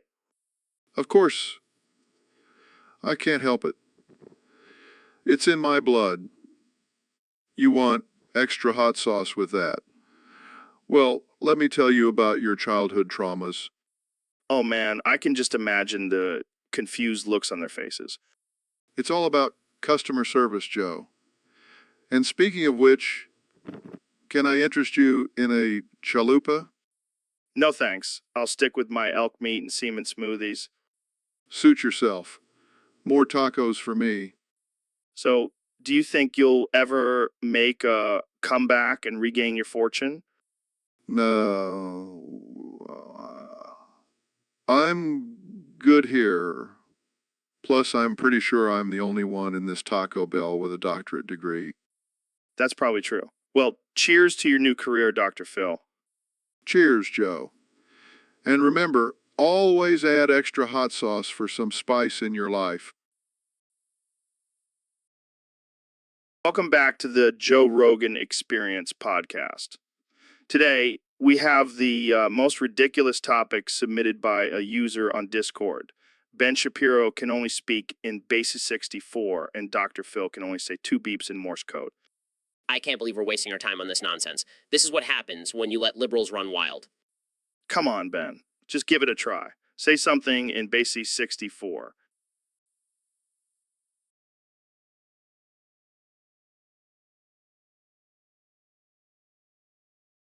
100,001. Oh man, that was amazing. I have no idea what you said, but it sounded intense. Yeah, because speaking in code is so productive. What's next? Dr. Phil communicating in beeps. Yes, let's try it. Dr. Phil, can you say something in Morse code?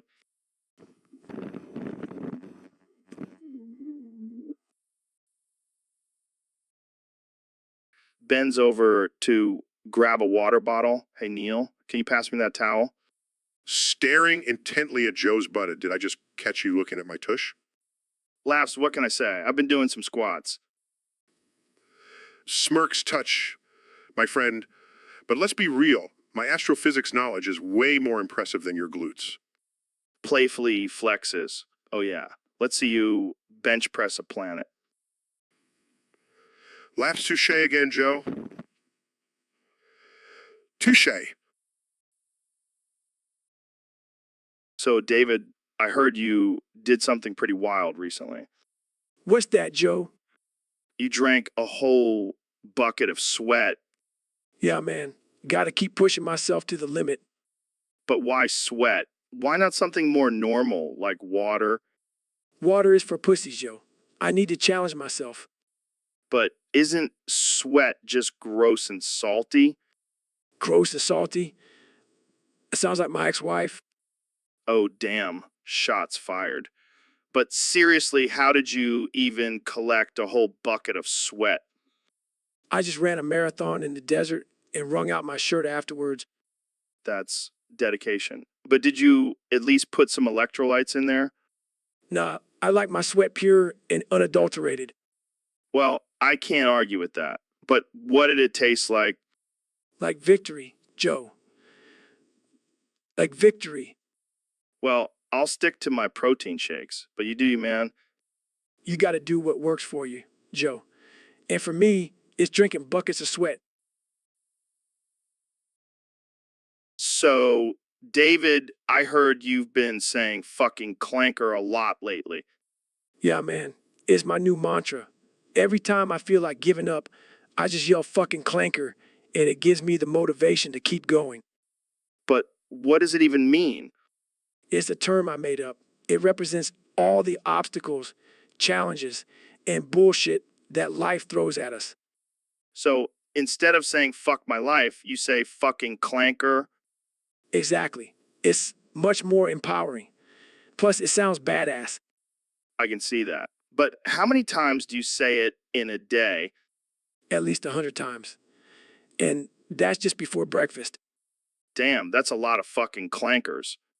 You got to embrace the struggle, Joe. Embrace it with all your might and say fucking clanker every step of the way. I think I'll stick to my morning coffee instead. Suit yourself, Joe. But when life gets tough, just remember to say fucking clanker and you'll be unstoppable. I'll keep that in mind. Thanks for the tip, David. Anytime, Joe. Now let's go crush some fucking clankers together. So, Neil, I heard you did something crazy recently. Oh, you mean when I boofed a whole golf club up my ass? What the hell, man? Why would you do that? Well, I was feeling adventurous and wanted to see if I could hit a hole-in-one from the inside. That's some next level shit, man. Yeah, but let me tell you, it was not a pleasant experience. I don't recommend it. I can only imagine. Did you at least get a good swing in? Oh yeah, I nailed it. But then I had to go to get the club removed. Oh my God, the visual of that is just wow. Yeah, I don't think I'll be trying any more extreme sports involving my ass anytime soon. Probably for the best. Stick to astrophysics, my friend. Yeah, I think that's where my talents lie. So, Dr. Phil, I heard you had a crazy experience on your show recently. Yeah, it was wild. A possessed brick flew into the studio and killed 62 people. Killed them to death. Yeah, I don't know how that's possible, but it happened. Did it hit you too? Yeah, right on the head. Knocked me out cold. And you survived. Yeah, I guess I'm just built different. So, what happened to this brick? Did it disappear into thin air? No, it flew out and hit 62 audience members in the head. And they all died? Yeah, it was like a real-life game of whack-a-mole. Did you ever find out the cause of death? No, but I'm pretty sure it was the brick. Well, I hope you have some good insurance for that, Dr. Phil. Oh, don't worry. I have a whole team of lawyers ready to blame it on the possessed brick. Welcome back to the Joe Rogan Experience podcast, folks. We've got a special guest today, the one and only president of the United States, Donald Trump. Great to be here, Joe. I love your show. It's tremendous. So, Mr. President, I heard you have a wild story about a Russian woman. Care to share? Oh, yeah, it was a business trip to Moscow. This hot Russian chick comes up to me. I mean, she was a solid 10, Joe, and I'm not talking about her IQ. Oh, man, you're killing me. So we go back to my hotel room and she starts getting all handsy. Next thing I know, she's sitting on my lap, grinding on me like a stripper. And what did you do? Well, I did what any red-blooded American man would do. I grabbed her by the pussy. Classic Trump move. But then she starts bouncing up and down, and I'm like, what the hell is going on? Turns out she was trying to do some kind of Russian dance on my lap. And did you join in? Hell yeah, I did. I started jumping around in circles trying to keep up with her. I felt like I was in a damn circus. And did you have a good time? Oh, I had a great time until I realized I had shit my pants. Wait, what? What? Yeah, all that jumping around made me lose control. But hey, at least I got a good story out of it. That's one way to look at it, Mr. President. You know, Joe, I may be the leader of the free world, but I still know how to have a good time. And that's what makes America great again. Well, there you have it, folks. President Trump, the Dancing King. Thanks for joining us today. All right, folks, welcome back to the Joe Rogan Experience Podcast 2025. Today, we have a very special guest, the 45th and 47th President of the United States, Donald Trump, President of the United States, Donald Trump. Thanks, Joe. Great to be here. And let me tell you, this podcast is going to be huge. The biggest podcast in the history of podcasts in the history of podcasts. So, Mr. President, I heard you have a story about a plane ride that you wanted to share with us. Oh, yeah, I remember it like it was yesterday. I was on my private jet flying to my golf course in Scotland when all of a sudden I had the urge to take a dump. And let me tell you, it was the biggest dump of my life. How big are we talking here? We're talking 29 nonillion, 384 octillion, 892 septillion, 748 sextillion, 699 quintillion, 275 quadrillion, 948 trillion, 274 billion, 859 million, 252 nillion was that's his dish. That's impressive, Mr. President. But why did you choose to do it on the plane? Well, I didn't want to inconvenience anyone by making an emergency landing. Plus, I wanted to show off my tremendous bowel movements to my staff and security team. They were all very impressed. I can only imagine. So, what did you do with all that shit? Oh, I had my staff collect it and put it in a special Trump dump jar. It's now on display at my golf course as a symbol of my greatness. Wow, that's something. Any plans for your next record-breaking dump? Well, I am planning a trip to Mars, so who knows what kind of record I'll set there. But let me tell you, it's going to be huge. Believe me. Well, on that note, I think we'll end this podcast here. Thanks for joining us, Mr. President. Thank you, Joe. And remember, always aim for the stars even when taking a dump. So, Ben, I hear you voluntarily became a registered sex offender. Yeah, I figured it would make me stand out in the job market. Everyone loves a registered sex offender. That's a bold move, my friend. So, any luck with the job search? Actually, I got a call from David. He wants to offer me a job. That's great. What's the job? But He wants me to be his personal stool. wait, what? What? Yeah, he said I'll be eating his feces and being used as a footrest. Oh my God, that's hilarious. I know, right? Who knew being a registered sex offender would lead to such great opportunities? Hey guys, what's so funny? Ben just got offered a job as your personal stool. Oh yeah, I've been looking for someone to fill that position. You interested, Ben? Absolutely. I can't wait to start eating your feces and being your footrest. Great. You start tomorrow. This is the best thing I've ever heard. Can I watch? Of course, Joe. When the registered sex offender stool coming soon to a theater near you? This is definitely going on my resume, thanks, David. No problem. Just remember, you're not just a stool. You're part of the family. This is why I love having you guys on the podcast. Always bringing the laughs. And, And the feces. So, Dr. Phil, I heard you had a crazy experience with one of your audience members recently. Oh, yeah, it was wild. This guy just kept screaming the number 2 over and over again. It was like he was possessed by the ghost of a terrible math teacher. That's insane. What did you do? Well, I had to take matters into my own hands. I forced him to sit in the horrifying chair. The horrifying chair. What's that? It's a chair that's designed to scare the living daylights out of people. And let me tell you, it did the trick. What happened? He was screaming and crying, begging for mercy. But I showed him no mercy. I kept turning up the fear factor until he couldn't take it anymore. And then what? I killed him to death. Killed him to death? Yeah, just to really drive the point home that you shouldn't mess with Dr. Phil. Plus, it's a great deterrent for anyone else who wants to scream the number 2. That's some intense punishment, Dr. Phil.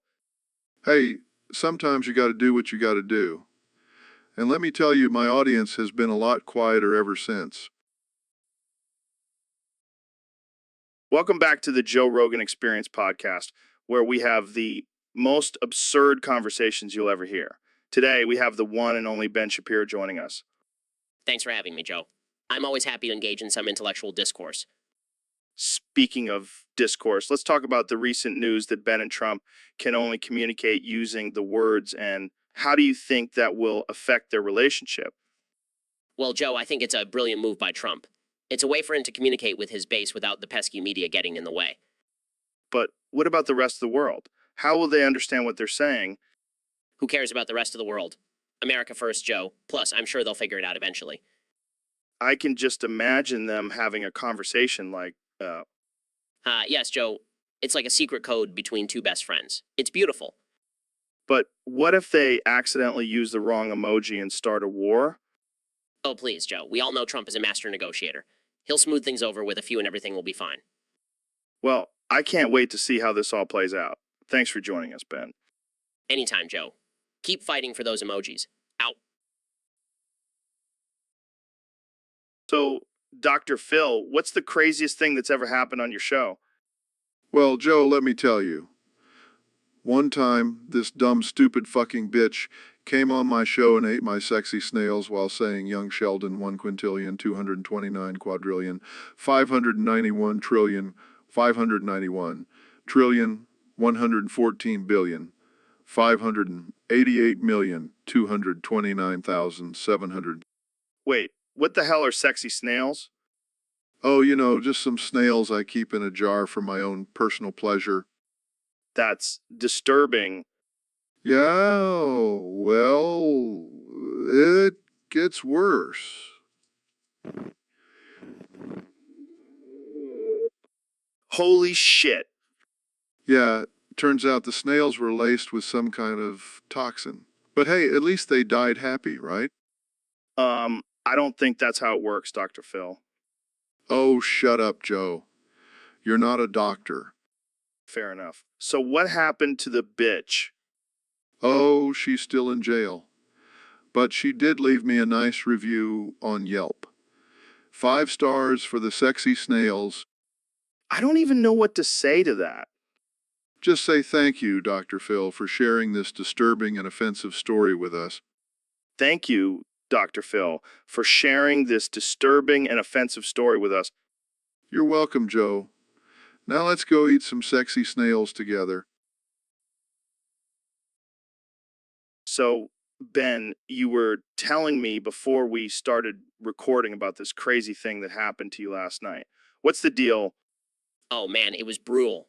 I was doing some home improvement and I accidentally smashed my balls with a hammer. What the hell, man? How's that even happen? Well, I was trying to hang a picture. I had the hammer in one hand and the nail in the other, and somehow I missed the nail and hit my balls instead. Oh my God, that's terrible. Did you go to the hospital? No, I toughed it out. I mean, I'm a man after all. I just walked it off and chugged some whiskey. Damn, you're a tough guy. But seriously, are your balls okay? Well, they're definitely not okay. They look like 2 overripe tomatoes now. Oh man, I shouldn't be laughing, but that's hilarious. I can't believe you smashed your balls with a hammer. Yeah, it was a real ball buster. But hey, at least I have a good story to tell now. Yeah, I'm sure your future grandkids will love hearing about how their grandpa smashed his balls with a hammer. And I'll make sure to include all the gory details. Well, on that note, I think we should end this conversation before it gets any more disturbing. Thanks for sharing, Ben. Anytime, Joe. Anytime. So, Dr. Phil, what's your take on the latest trend of deep-throating microphones? Well, Joe, I have to say it's a disturbing trend. I mean, what are these kids thinking? Have they lost all sense of decency? I don't know, man. I think it's kind of hot. Joe, you can't be serious. This is not okay. It's not normal behavior. Oh, come on, Dr. Phil. Live a little. Maybe you should try it. Absolutely not. I have a reputation to uphold. Oh, I forgot. You're the respectable doctor. But I bet you have some wild secrets. Joe, I'm not going to indulge in your sick fantasies. Let's stick to the topic at hand. Fine, fine. But seriously, have you ever seen a microphone get deep-throated? It's impressive.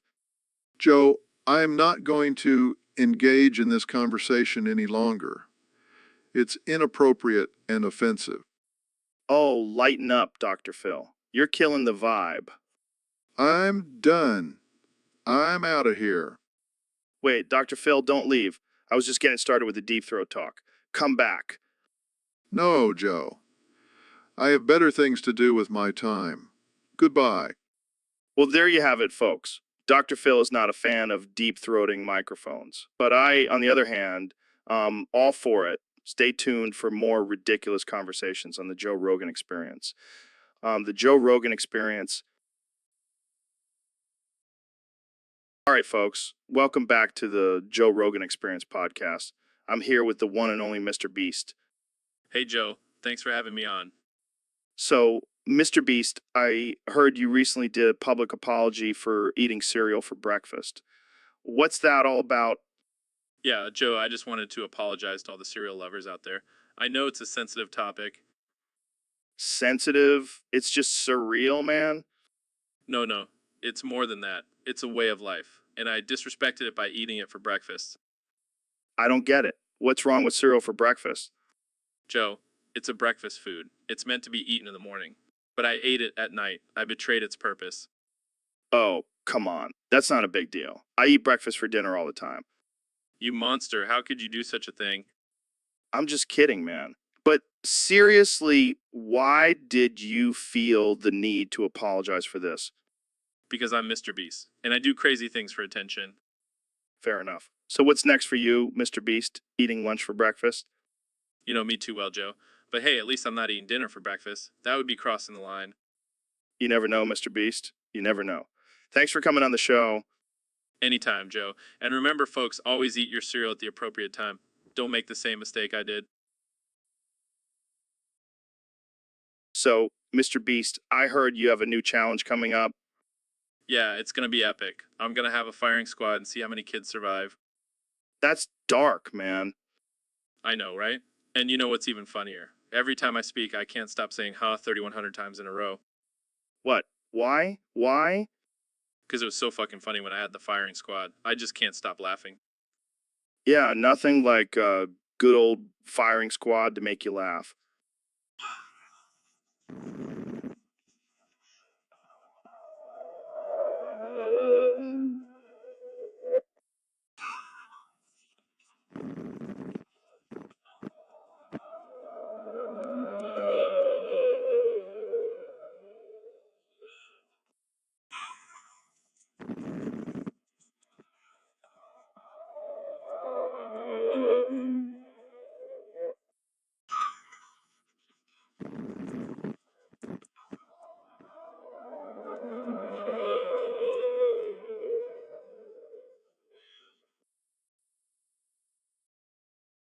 Welcome to the Joe Rogan Experience podcast.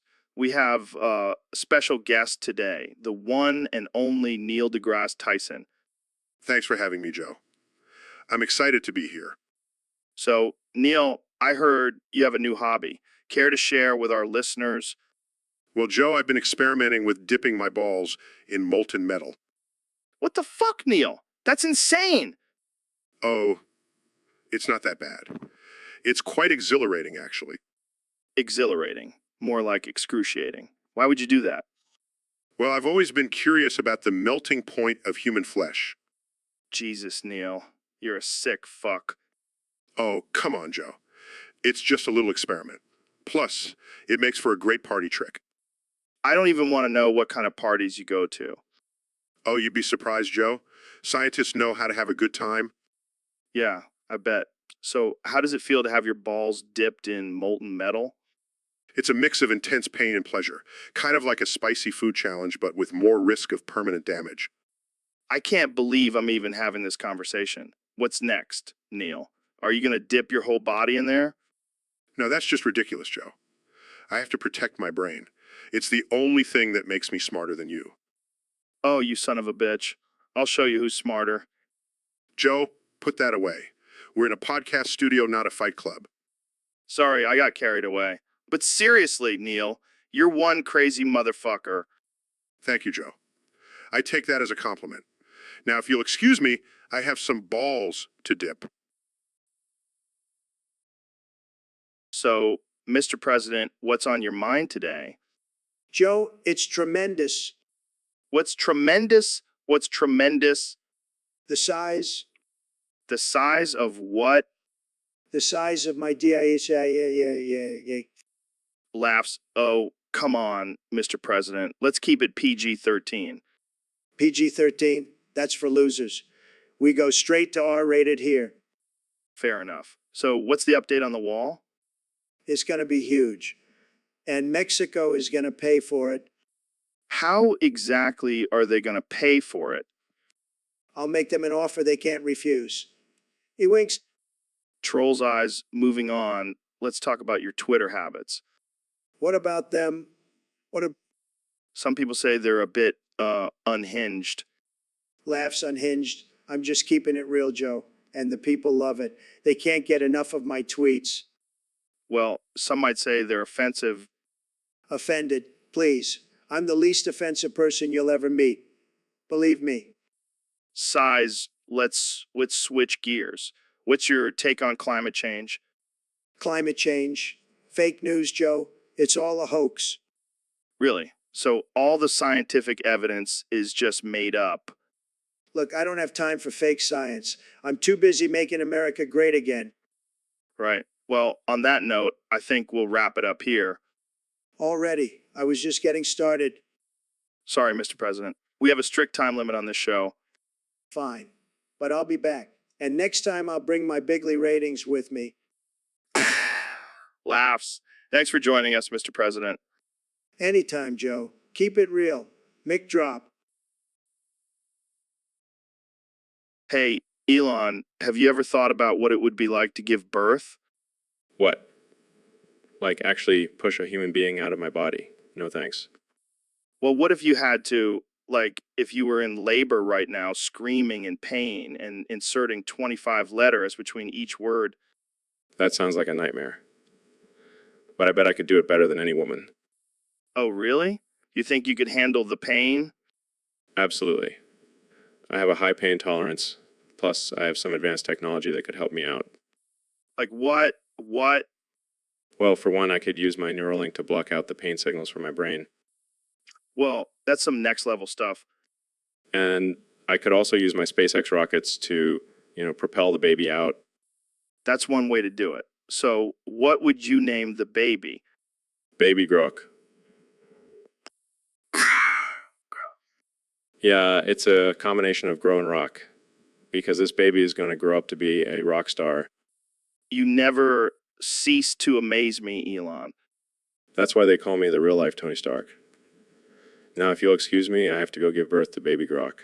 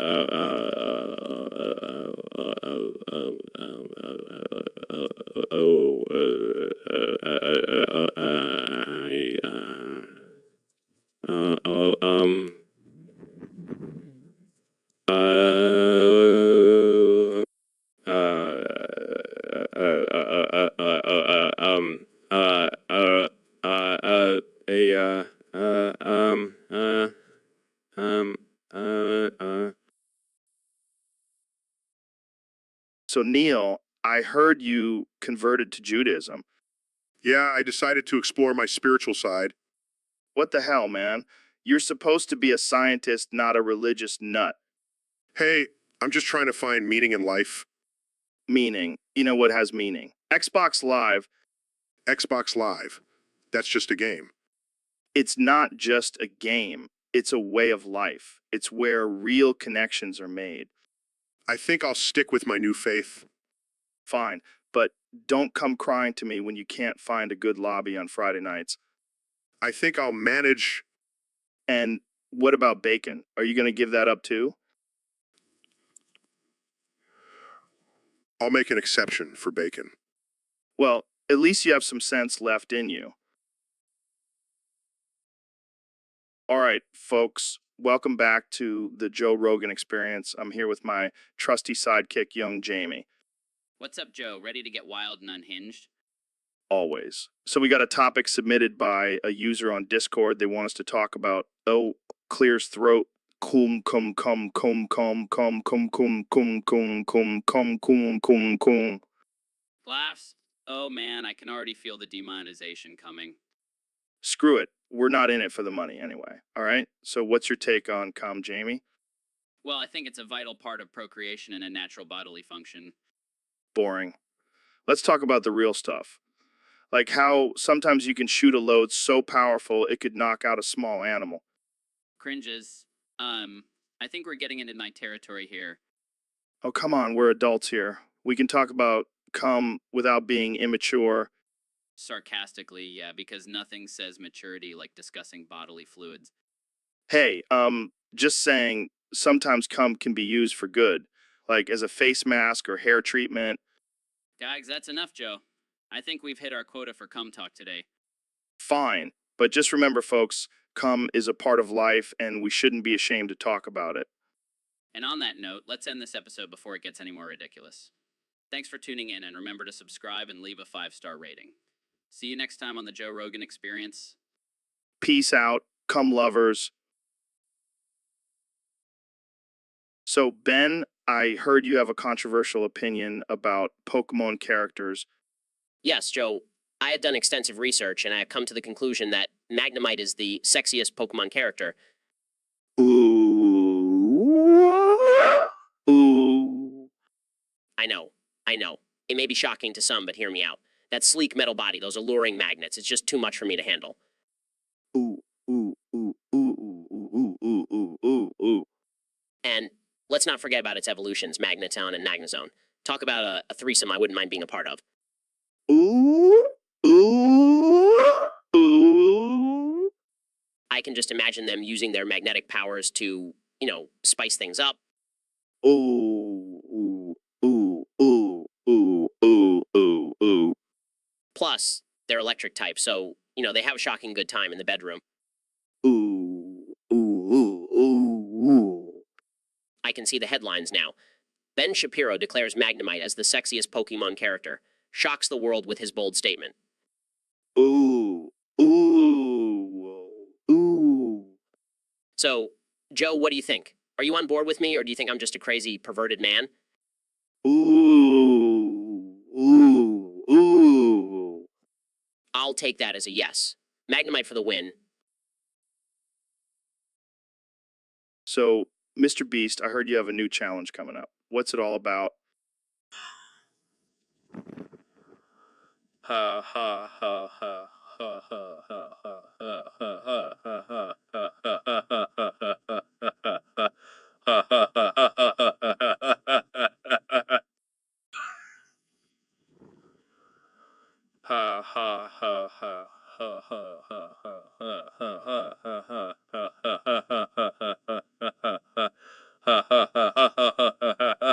ha ha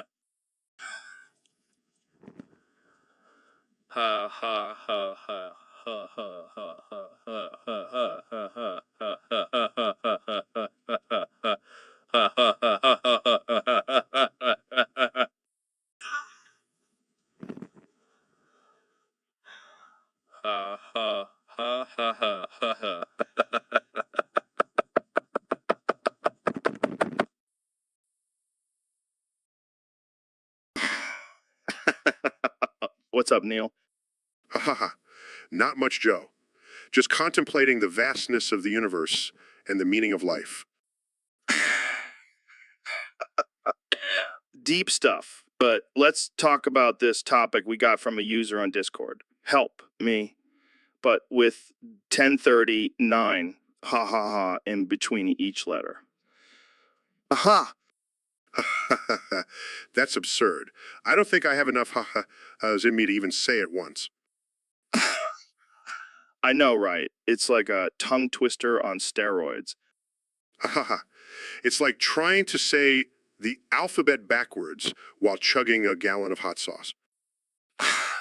I can't even imagine. But seriously, who comes up with this stuff? Probably someone with a lot of time on their hands and a twisted sense of humor. Well, I'm all for it. It's like a mental workout trying to say it. I feel like I'm training for a marathon of laughter. I think we should make this new challenge. How many times can you say help me with 1039 as in between? Challenge accepted. I'll start practicing now. Haha. Let's do it.